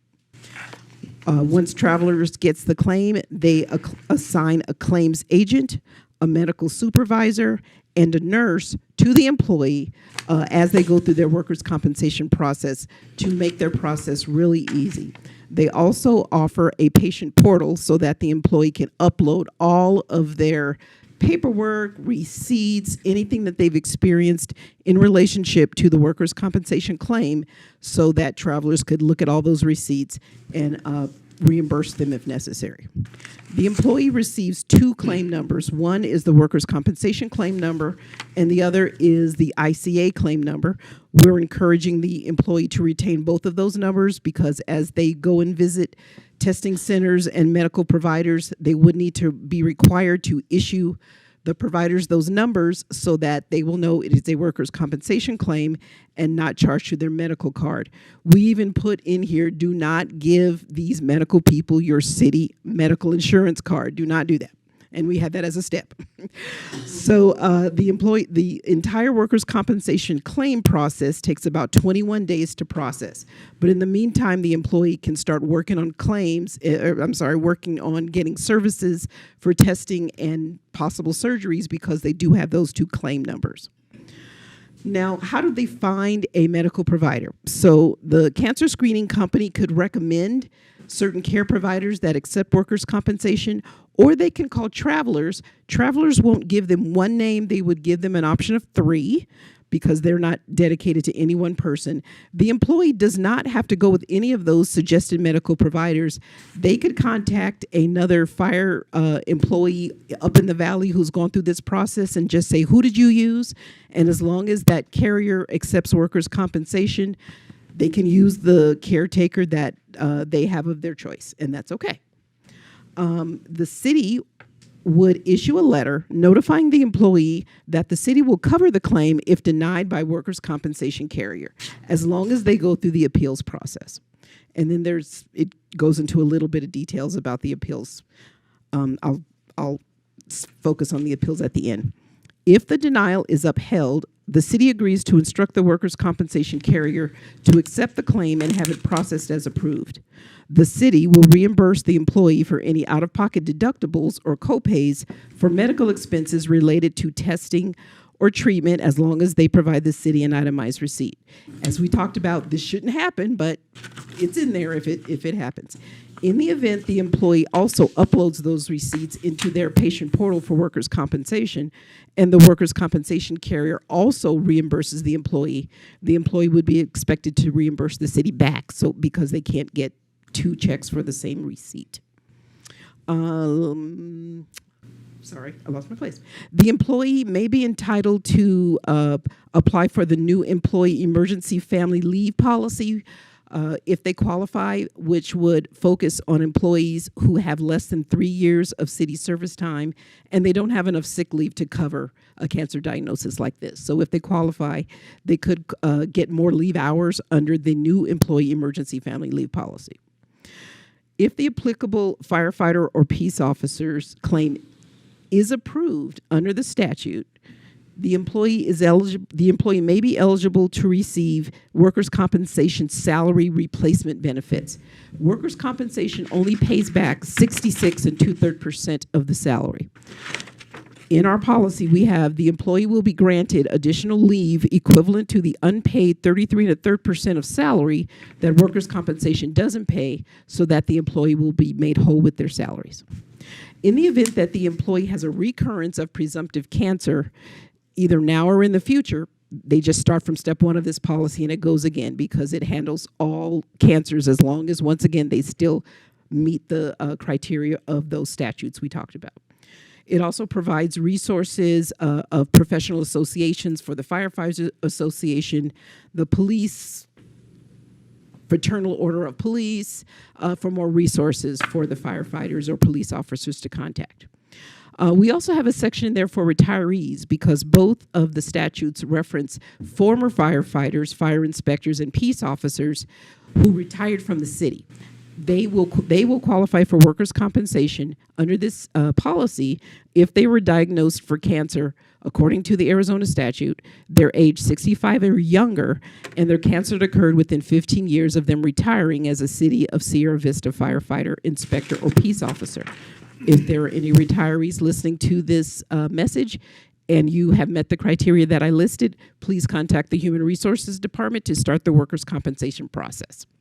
Lastly, the appeals process, and as we write in our statutes, although the city has taken great steps to make sure you don't have to go through the appeals process, we wanted to make sure it's listed in there just in case. You know, we always don't have power over everything. So it's a step-by-step process how to handle your appeal. So the employee lets HR know that they were denied.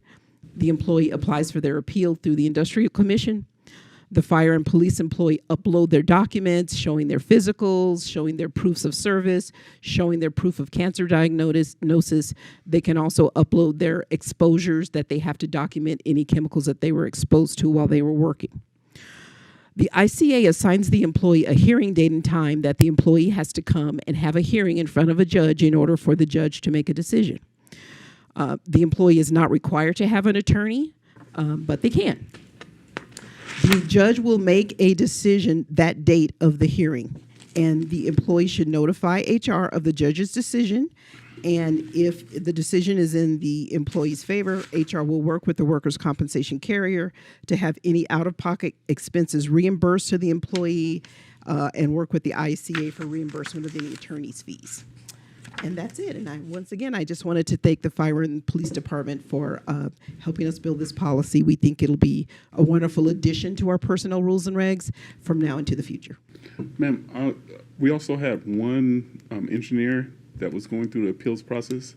How is that going so far?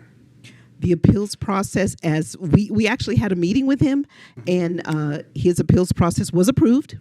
Okay. So we're now working to get those reimbursements paid, get the invoices uploaded, and getting any reimbursements back to him. So it looks like the appeals process worked.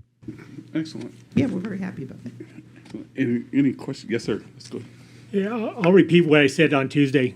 Great effort. This really it's awesome, the work you did, Kenny, in bringing all these disparate groups together and working together. I also wanted to call out Chris Clayson and give him credit for bringing this to the attention of council very quickly. Otherwise, we probably wouldn't be going anywhere right now with this.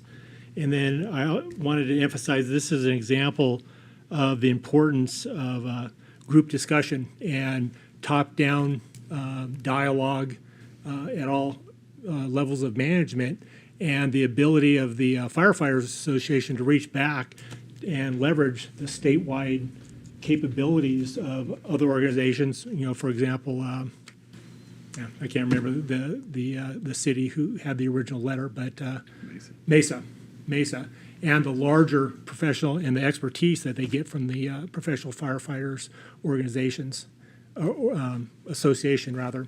And then finally, this is an example that you're able to reach in and help a larger group by bringing in the peace officers, by thinking a little bit more broadly and having that discussion again. So thanks a lot for your work, and congratulations to all you guys sitting in the audience. Councilman Rodriguez and Councilman Myers.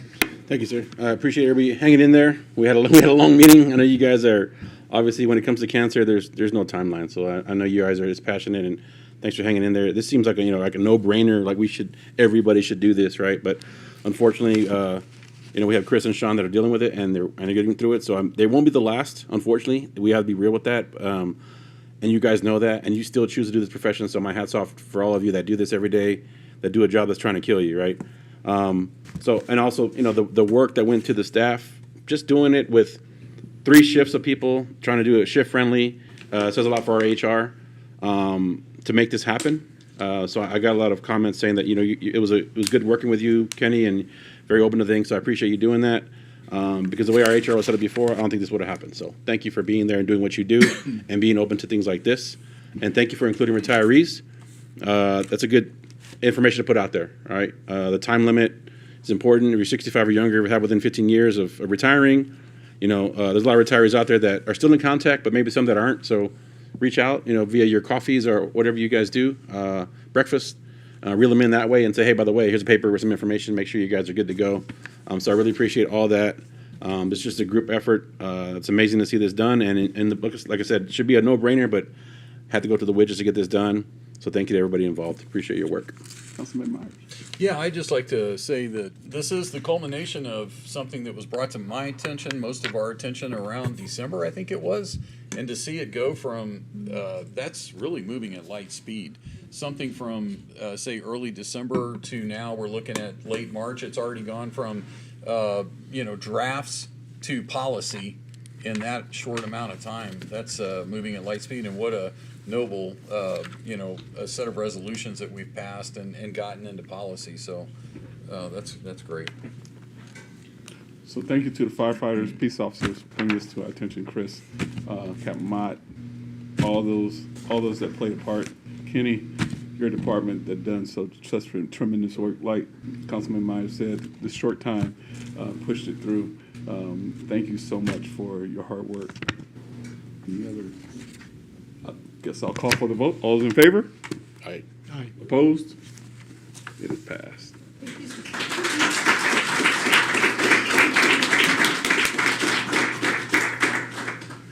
So we go to item number 8. Councilwoman Landry, I'm so sorry. Mr. Mayor, I move that resolution 2026-019, entering into an intergovernmental agreement between Cochise County and Sierra Vista for disbursement of opioid settlement funds be approved. Second. Been properly moved to the second staff report. Assistant Manager, Overall. Thank you, Mayor McCaw and members of council. So the origin of this IGA started almost 10 years ago. Back in 2017, a lot of states, including Arizona, sued 3 pharmaceutical distributors, 1 manufacturer, and its parent company of opioid medications, and ultimately they all agreed on settlements to proceed.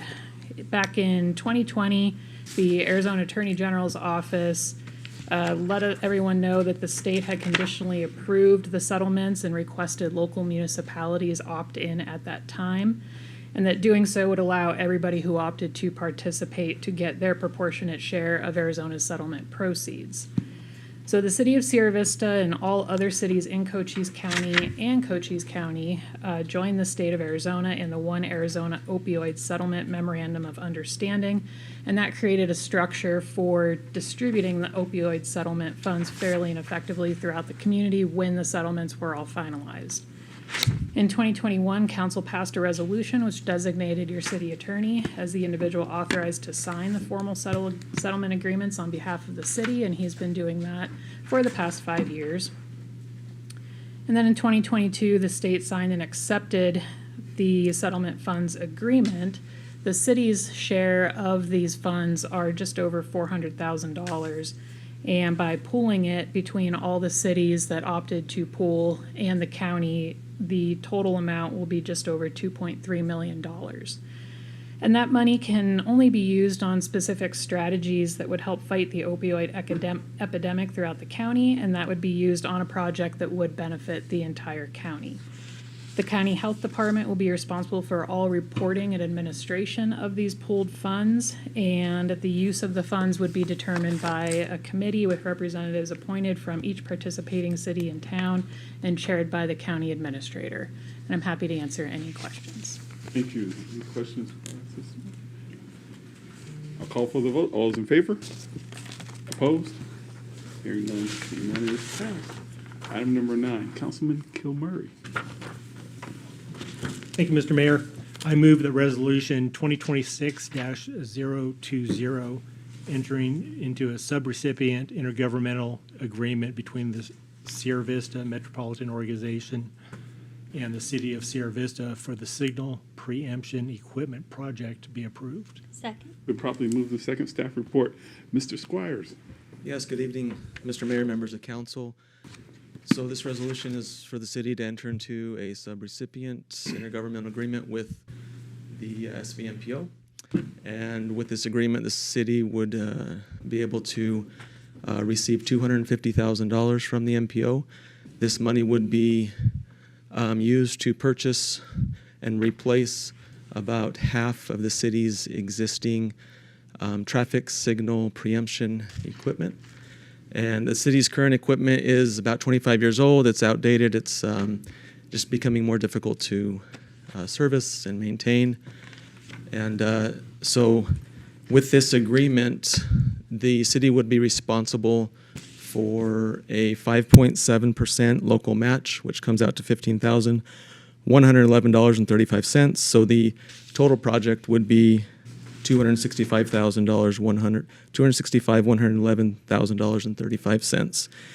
And one thing with this IGA is that the city would be required to first purchase and install the equipment with city money, and then once the project was complete, the MPO would reimburse the city that $250,000. And that concludes staff's report, Mr. Mayor. Thank you, sir. Any questions, comments from the dais? Yeah. One quick question. Yes, sir. Just to be clear, I think we covered this in the work session, but when we upgrade the equipment, assuming that we approve this, when we upgrade the equipment, other agencies like CCSO or DPS, if they're coming through our town and they don't have the upgraded systems, their units won't be able to activate the, what do we call it, the preemption on our lights. Is that correct? Mr. Mayor, Councilmember Myers, that is correct. As I said, this will cover about half of the 51 signalized intersections throughout the city. And so depending on which intersection that they come up to, they may or may not be able to. If it's still the old system based on sound, then they would be able to. But yeah, if it's upgraded to this new system that uses infrared, they would not be able to. Now there's the option for them to purchase emitters for their vehicles, and if they'd have to purchase those and install those, and by so doing, then they would be able to preempt the upgraded signals in the city. But when we upgrade ours, it takes away that old system out of it when we upgrade. When we do the upgrade on whichever ones we decide to do the upgrade, it takes away the old system out. That is correct. Yeah, the sound and the infrared cannot work simultaneously on on one intersection. Thank you. Yes. Any other questions, comments? Thank you, sir. I'll call for the vote. All's in favor? Opposed? Hearing none, seeing none, it is passed. Item number 10, Councilman Myers. Mr. Mayor, I move that Resolution 2026-021, entering into a memorandum of understanding between Catholic Community Services of Southern Arizona, Inc. and the City of Sierra Vista be approved. Second. Properly moved and second. Staff report, Mr. McLaughlin. Actually, it's going to be from me. Mr. Prager. If that's okay. Yes, sir. Yes, thank you, Mr. Mayor and members of council. Catholic Community Services will be applying for congressional directed funding for a proposed affordable housing project on East Busby Drive. The total amount to be requested is $2 million. According to the rules of the funding program, a nonprofit requires local governments to be the project sponsor and fiscal agent for the grant. The mechanism for this is through a memorandum of understanding, which specifically lists the roles of both the city and Catholic Community Services. Specifically, the city's role will be to serve as fiscal agent and recipient for the congressional directed spending, to receive and administer federal funds in accordance with applicable federal, state, and local requirements, maintain financial records documenting the receipt and expenditure of federal funds, disperse funds to Catholic Community Services or authorized project entities in accordance with federal funding requirements, provide reasonable oversight necessary to ensure compliance with applicable federal requirements. Now, the responsibility of Catholic Community Services will be to serve as a project manager and developer responsible for planning, financing, development, and completion of the project, secure all financing necessary to complete the project beyond the federal appropriation, to apply for, obtain, and maintain all permits, approvals, and authorizations required for the development and construction of the project, comply with all applicable federal, state, and local laws and regulations associated with the use of the federal funds, provide documentation necessary for the city to administer and report on federal funds associated with the project, and maintain records demonstrating compliance with federal funding requirements and make such records available for review if required by federal and state authorities. Now, in addition to the memorandum of understanding, Catholic Community Services has requested the city provide a letter of support for the proposed project, and that is attached to your packet. So this does conclude staff support. Mr. Mayor, I do want to say that Terrence from Catholic Community Services is here to provide more specific information about the affordable housing project and the funding opportunity. So with that, I'll turn it over to Thank you, sir. Good evening, Mayor and City Council. Thank you very much for the opportunity to come and present to you guys. I feel like every time I've been over here, I've always had my hand out asking for funding from you. And that's generally goes against my basic rules. My job as the lead for the Cochise County Local Coalition to End Homelessness is to make sure that I can grab all of this state and federal funding that is available and bring it into this county to help support everything that we're doing here. I wanted to introduce you all to our latest project. To provide a little background, so Catholic Community Services of Southern Arizona has been providing help, creating hope, and serving all since 1933. As it is ingrained in our values, we seek to always collaborate with the community to create innovative programs that safeguard children and vulnerable adults and promote self-reliance and empowerment. With these values in mind, CCS proposes the creation of an affordable housing project in Sierra Vista that will provide housing, support services, educational and vocational guidance, and other necessary resources to help participants achieve stability. This project that we are proposing, it will consist of about 100 units to be built, as we said, at the end of Busby Drive, just before you reach Cloud 9. 20 of these units will be set aside and allocated for transitional housing, so individuals that are coming in off the streets, and we want to make sure that we now have a program for them. This transitional housing would be in full compliance with HUD's new requirements for transitional housing, meaning everyone has to be, you have to be clean, you have to be sober while you're here. You do need to work with case management, you do need to get a job, you do need to go to school.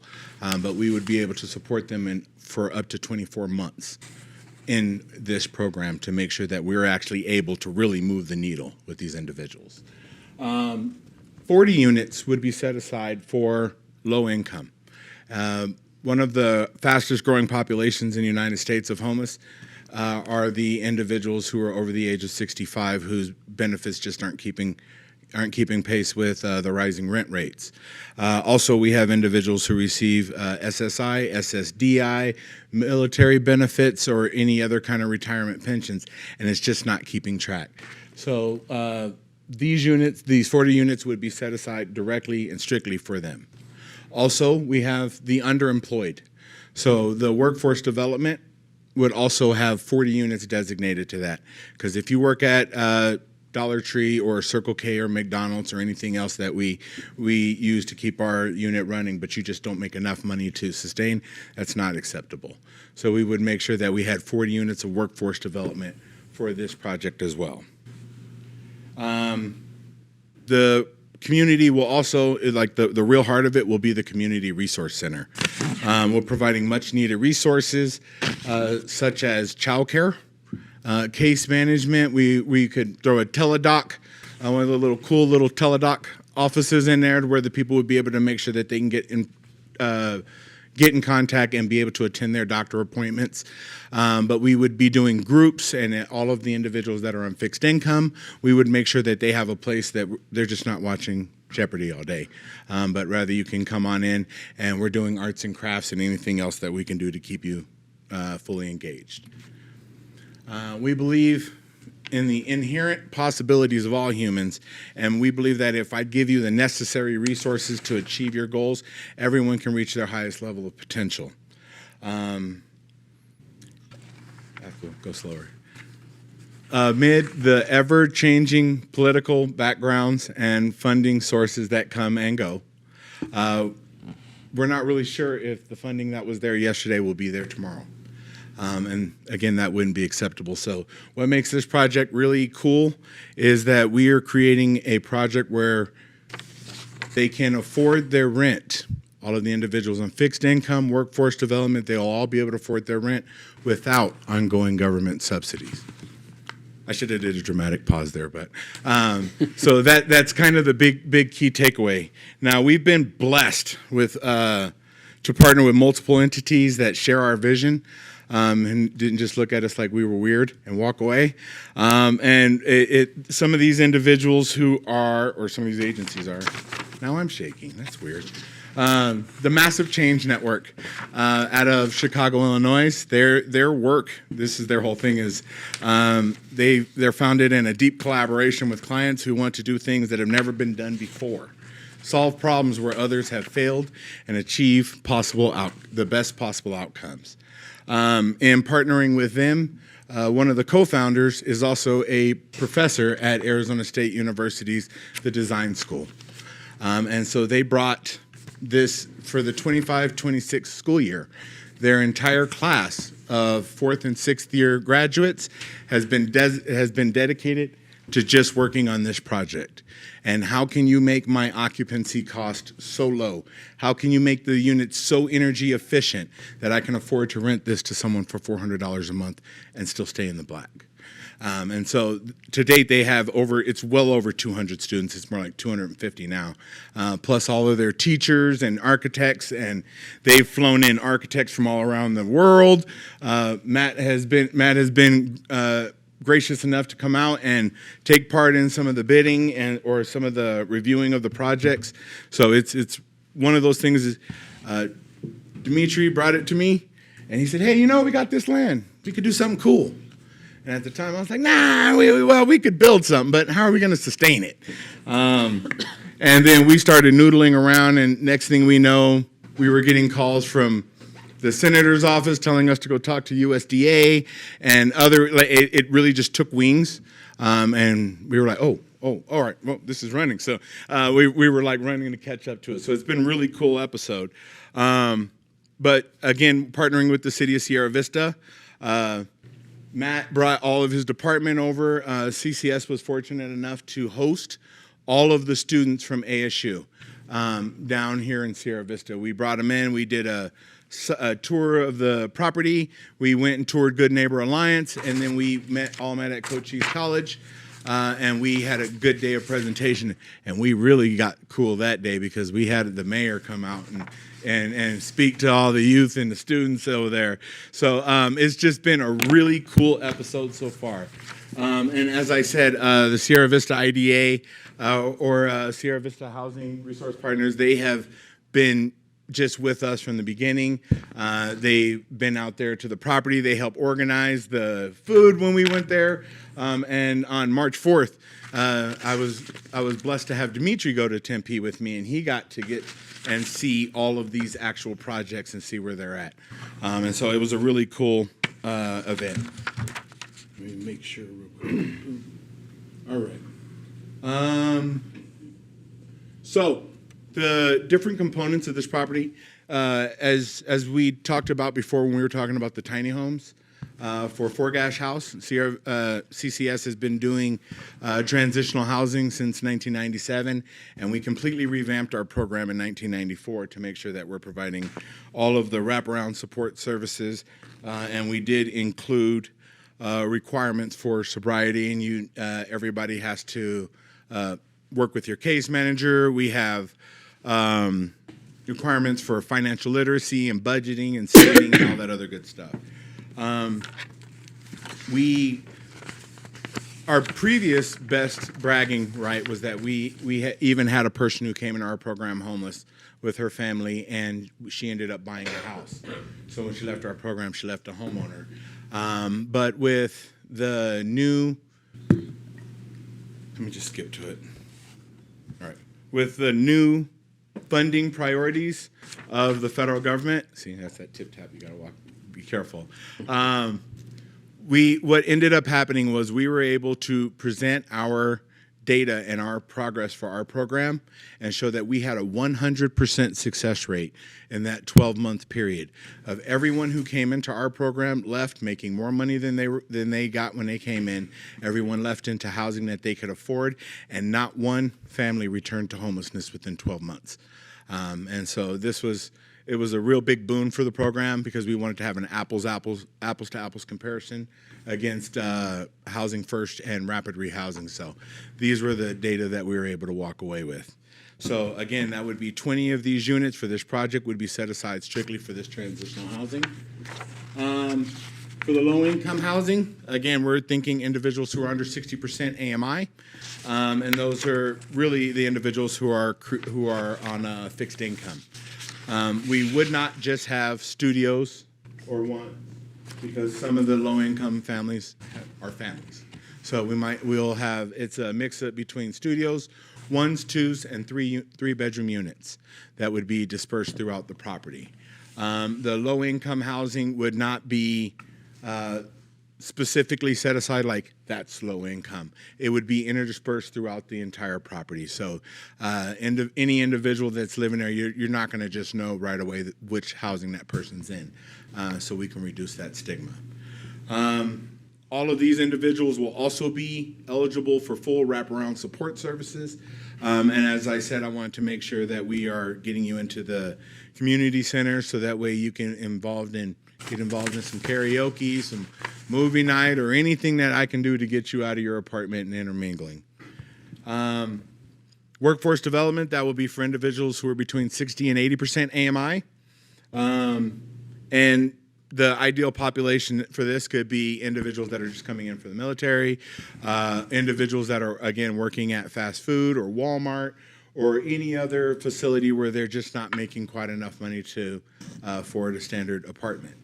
But this would make sure that we're able to answer that as well. And they would also have access to the support services. Now, again, for the Community Resource Center, Catholic Community Services operates the oldest child care facility in Arizona. It's been in operation since 1933, and we just got a 5-star rating on our child care facility. We would look to include child care facility at this property. It would be low income, and it would be for all of our residents as well as the surrounding community. because we want to make sure that this gets incorporated into the community and not just be a thing over there on the side. The same for we have HEA Plus or Community Assisters that would be open for everyone on property and the community. We do volunteer income tax services for low income, again, for everyone on the community. We want to do food bank distribution and any telemed services that we were able to bring in, we would definitely make sure that that was open to the community as well. So, for progress, we have had over 220 individuals that have worked on this project.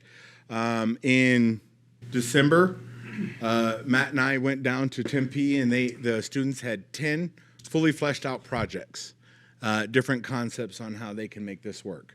It was one of the coolest things I have ever seen, and I still get goosebumps just thinking about it.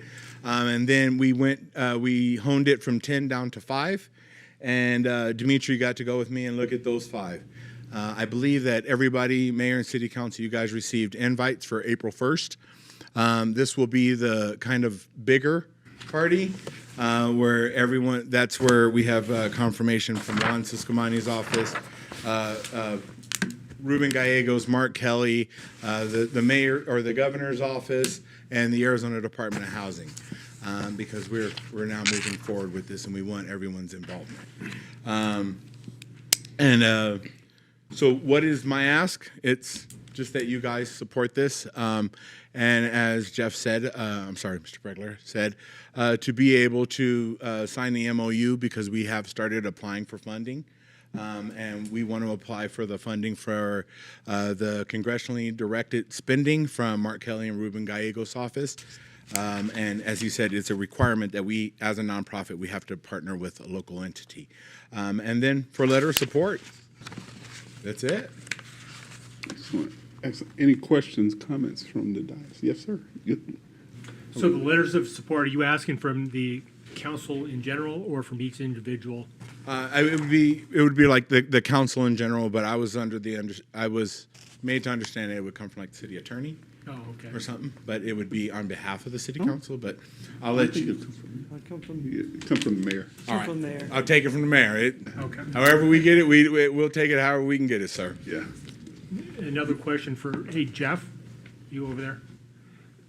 So where we are in the planning process for this, have we already been through zoning, or is that well ahead of us? Zoning variances, coordinating with the schools, things like that? Yeah, Mayor McCaw, Councilmember Kilmurray, they're still in the conceptual design process right now, so they haven't gone through any type of planning processes as of yet. Okay, thanks. The zoning that's in place on the site accommodates the housing development that they're proposing. Well, it does already. It does already, but they would still need to go through, once the final concept is selected, it's my understanding that the architectural school will actually prepare the construction documents that will then get submitted for site plan and building permit approval. Okay, thanks. Yes, sir. Thank you, Terrence. I love so many things about this. Thank you for putting the presentation together. Just the location itself is very walkable to like Food City, Fry's. Yes. PDS Elementary, which as of right now is not going to close, so hopefully that's still okay. Everybody talked about affordable housing, but this is actually going to do that. So thanks for all the hard work for everybody involved, all those agencies you mentioned on the slide. And affordable housing doesn't mean that developers and builders don't get paid. They're still a business, right? They still get paid. So it's good to see that there's a plan there in place to use colleges and things like that to do a lot of that stuff. And for maybe other people that are not in my backyard people, you laid it out here. Look, people that live there, there's rules to live by, right? You can work, you got to attend school, monthly financial courses. It's laid out what the requirements of living there. So I like that a lot. And then just finally, you answered some questions about they're going to be interdispersed. There's not going to be like, oh, that's that section, that's that section. I love that thought. The wraparound service is super important for anything like this that's happening. I like that as well. And then the child care that includes the local community, that's amazing to have that open to anybody in the community. That's a big plus because we obviously need more of that. And the demographic out there that we have in our own community, foster kids that are aging out, that don't have a plan, other than some of them try to go to the military, but if that doesn't work out, then they have no other option. So this is really good for that. And like you mentioned, our seniors that are on fixed income, which you have a lot of out here. Food bank distros, we have those trucks like the Powwow that are always looking for hosts. So maybe in the future, you guys could be a host for one of those big food trucks that come in from out of town. And the partnerships matter. So thanks for MCN, ASU, City of Sierra Vista, and IDA for putting this all together. I really appreciate all the work. Looking forward to seeing this happen, and you'll definitely have letter support from me anyway, from us. Thank you. Excellent. Yes, ma'am. Yeah, thank you so much for coming and giving this presentation. It was an excellent presentation, and that I love the concept. It's definitely needed, and like Councilmember Rodriguez said, you guys are actually doing things to help the community, and I love the idea of having the various resources that are available, because nobody should be worried about their basic needs about food and a place to live and stuff. So giving them the resources, bringing the resources together for them, and having accountability and everything, I think that's really great, and I look forward to seeing this. Thank you so much for being here. Thank you. Yes, ma'am. Thank you, Terrence, for giving the presentation, for all the work, and I love that this is how Dimitri does it, though. He's like quietly, silently working behind the scenes, talking to people all the time about ideas and projects, and you brought the right people together, and I appreciate that about you. And it's not long ago when we first met you, under the circumstances that we did, it was a very sad thing, and you were kind of coming in, picking up some pieces, and saving us from having to close our shelter.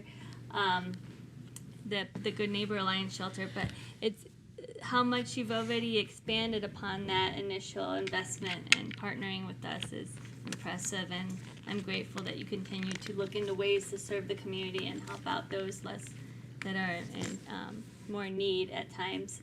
And I love that this plan is more comprehensive in the way that it helps people, and that I can't believe you have 100% success rate, and that's incredible. We felt really cool. But there's the proof. So thank you for all your hard work, and for all these agencies working together. Well, if I might say thank you to you guys, because you guys are very cooperative. You guys are very engaging and interactive. And I tell people, they say, why do you do so much in Sierra Vista? I say, because they care, and they're invested. And I didn't mention it earlier, but this project with ASU, it is intended to be a prototype for a type of community that can be, with minor modifications, can be dropped into any city, USA, and will help address their homelessness. We already have the first expo scheduled for May 1st in Phoenix, and May 17th, 18th, and 19th in New York City. So this would be the pilot project for the nation. Feels like we should clap or something. Yeah, good job.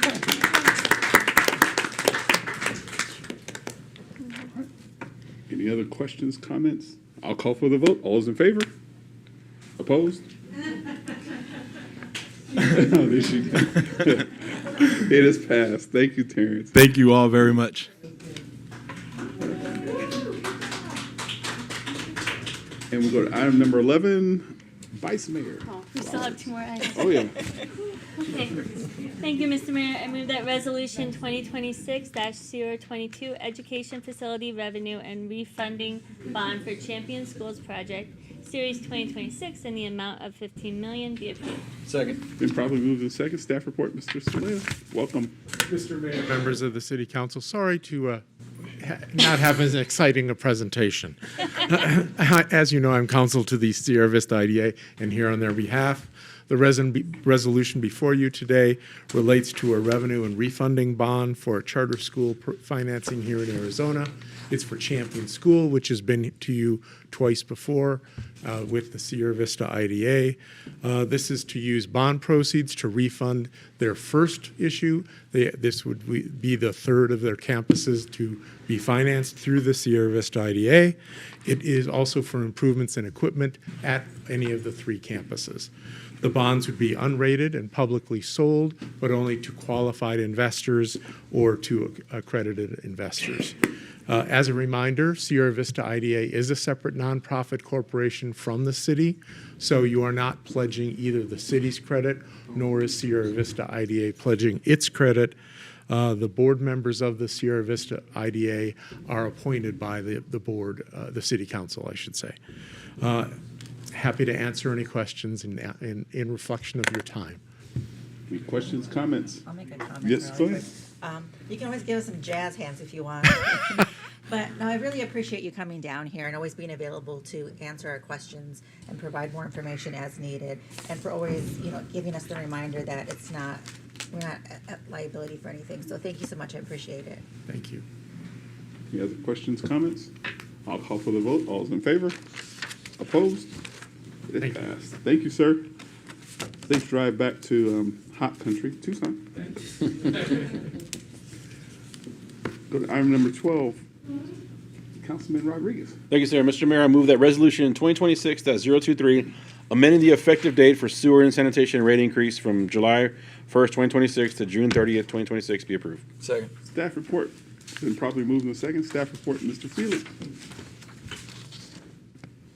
Mayor, members of council, in March 2025, the City Council approved a two-step rate increase for the sewer and sanitation funds. During that process, we went through all the proper steps and all the notifications, all the pro forma financial statements that were put out and available by the city clerk. This year in the current legislative session, there were two, and actually a third one has been added, resolutions and possible vote to freeze all city rate, tax, fee increases of any sort effective July 1, 2026 for 4 years. The criticalness of this is our sewer fund and our refuse fund have seen increasing costs. Maintenance costs, especially in the sewer fund, have gotten quite high. One of the lines alone is over $400,000 to repair. So the rates are critical to keep the operations going. So this resolution will move that second rate increase from July 1 to June 30th.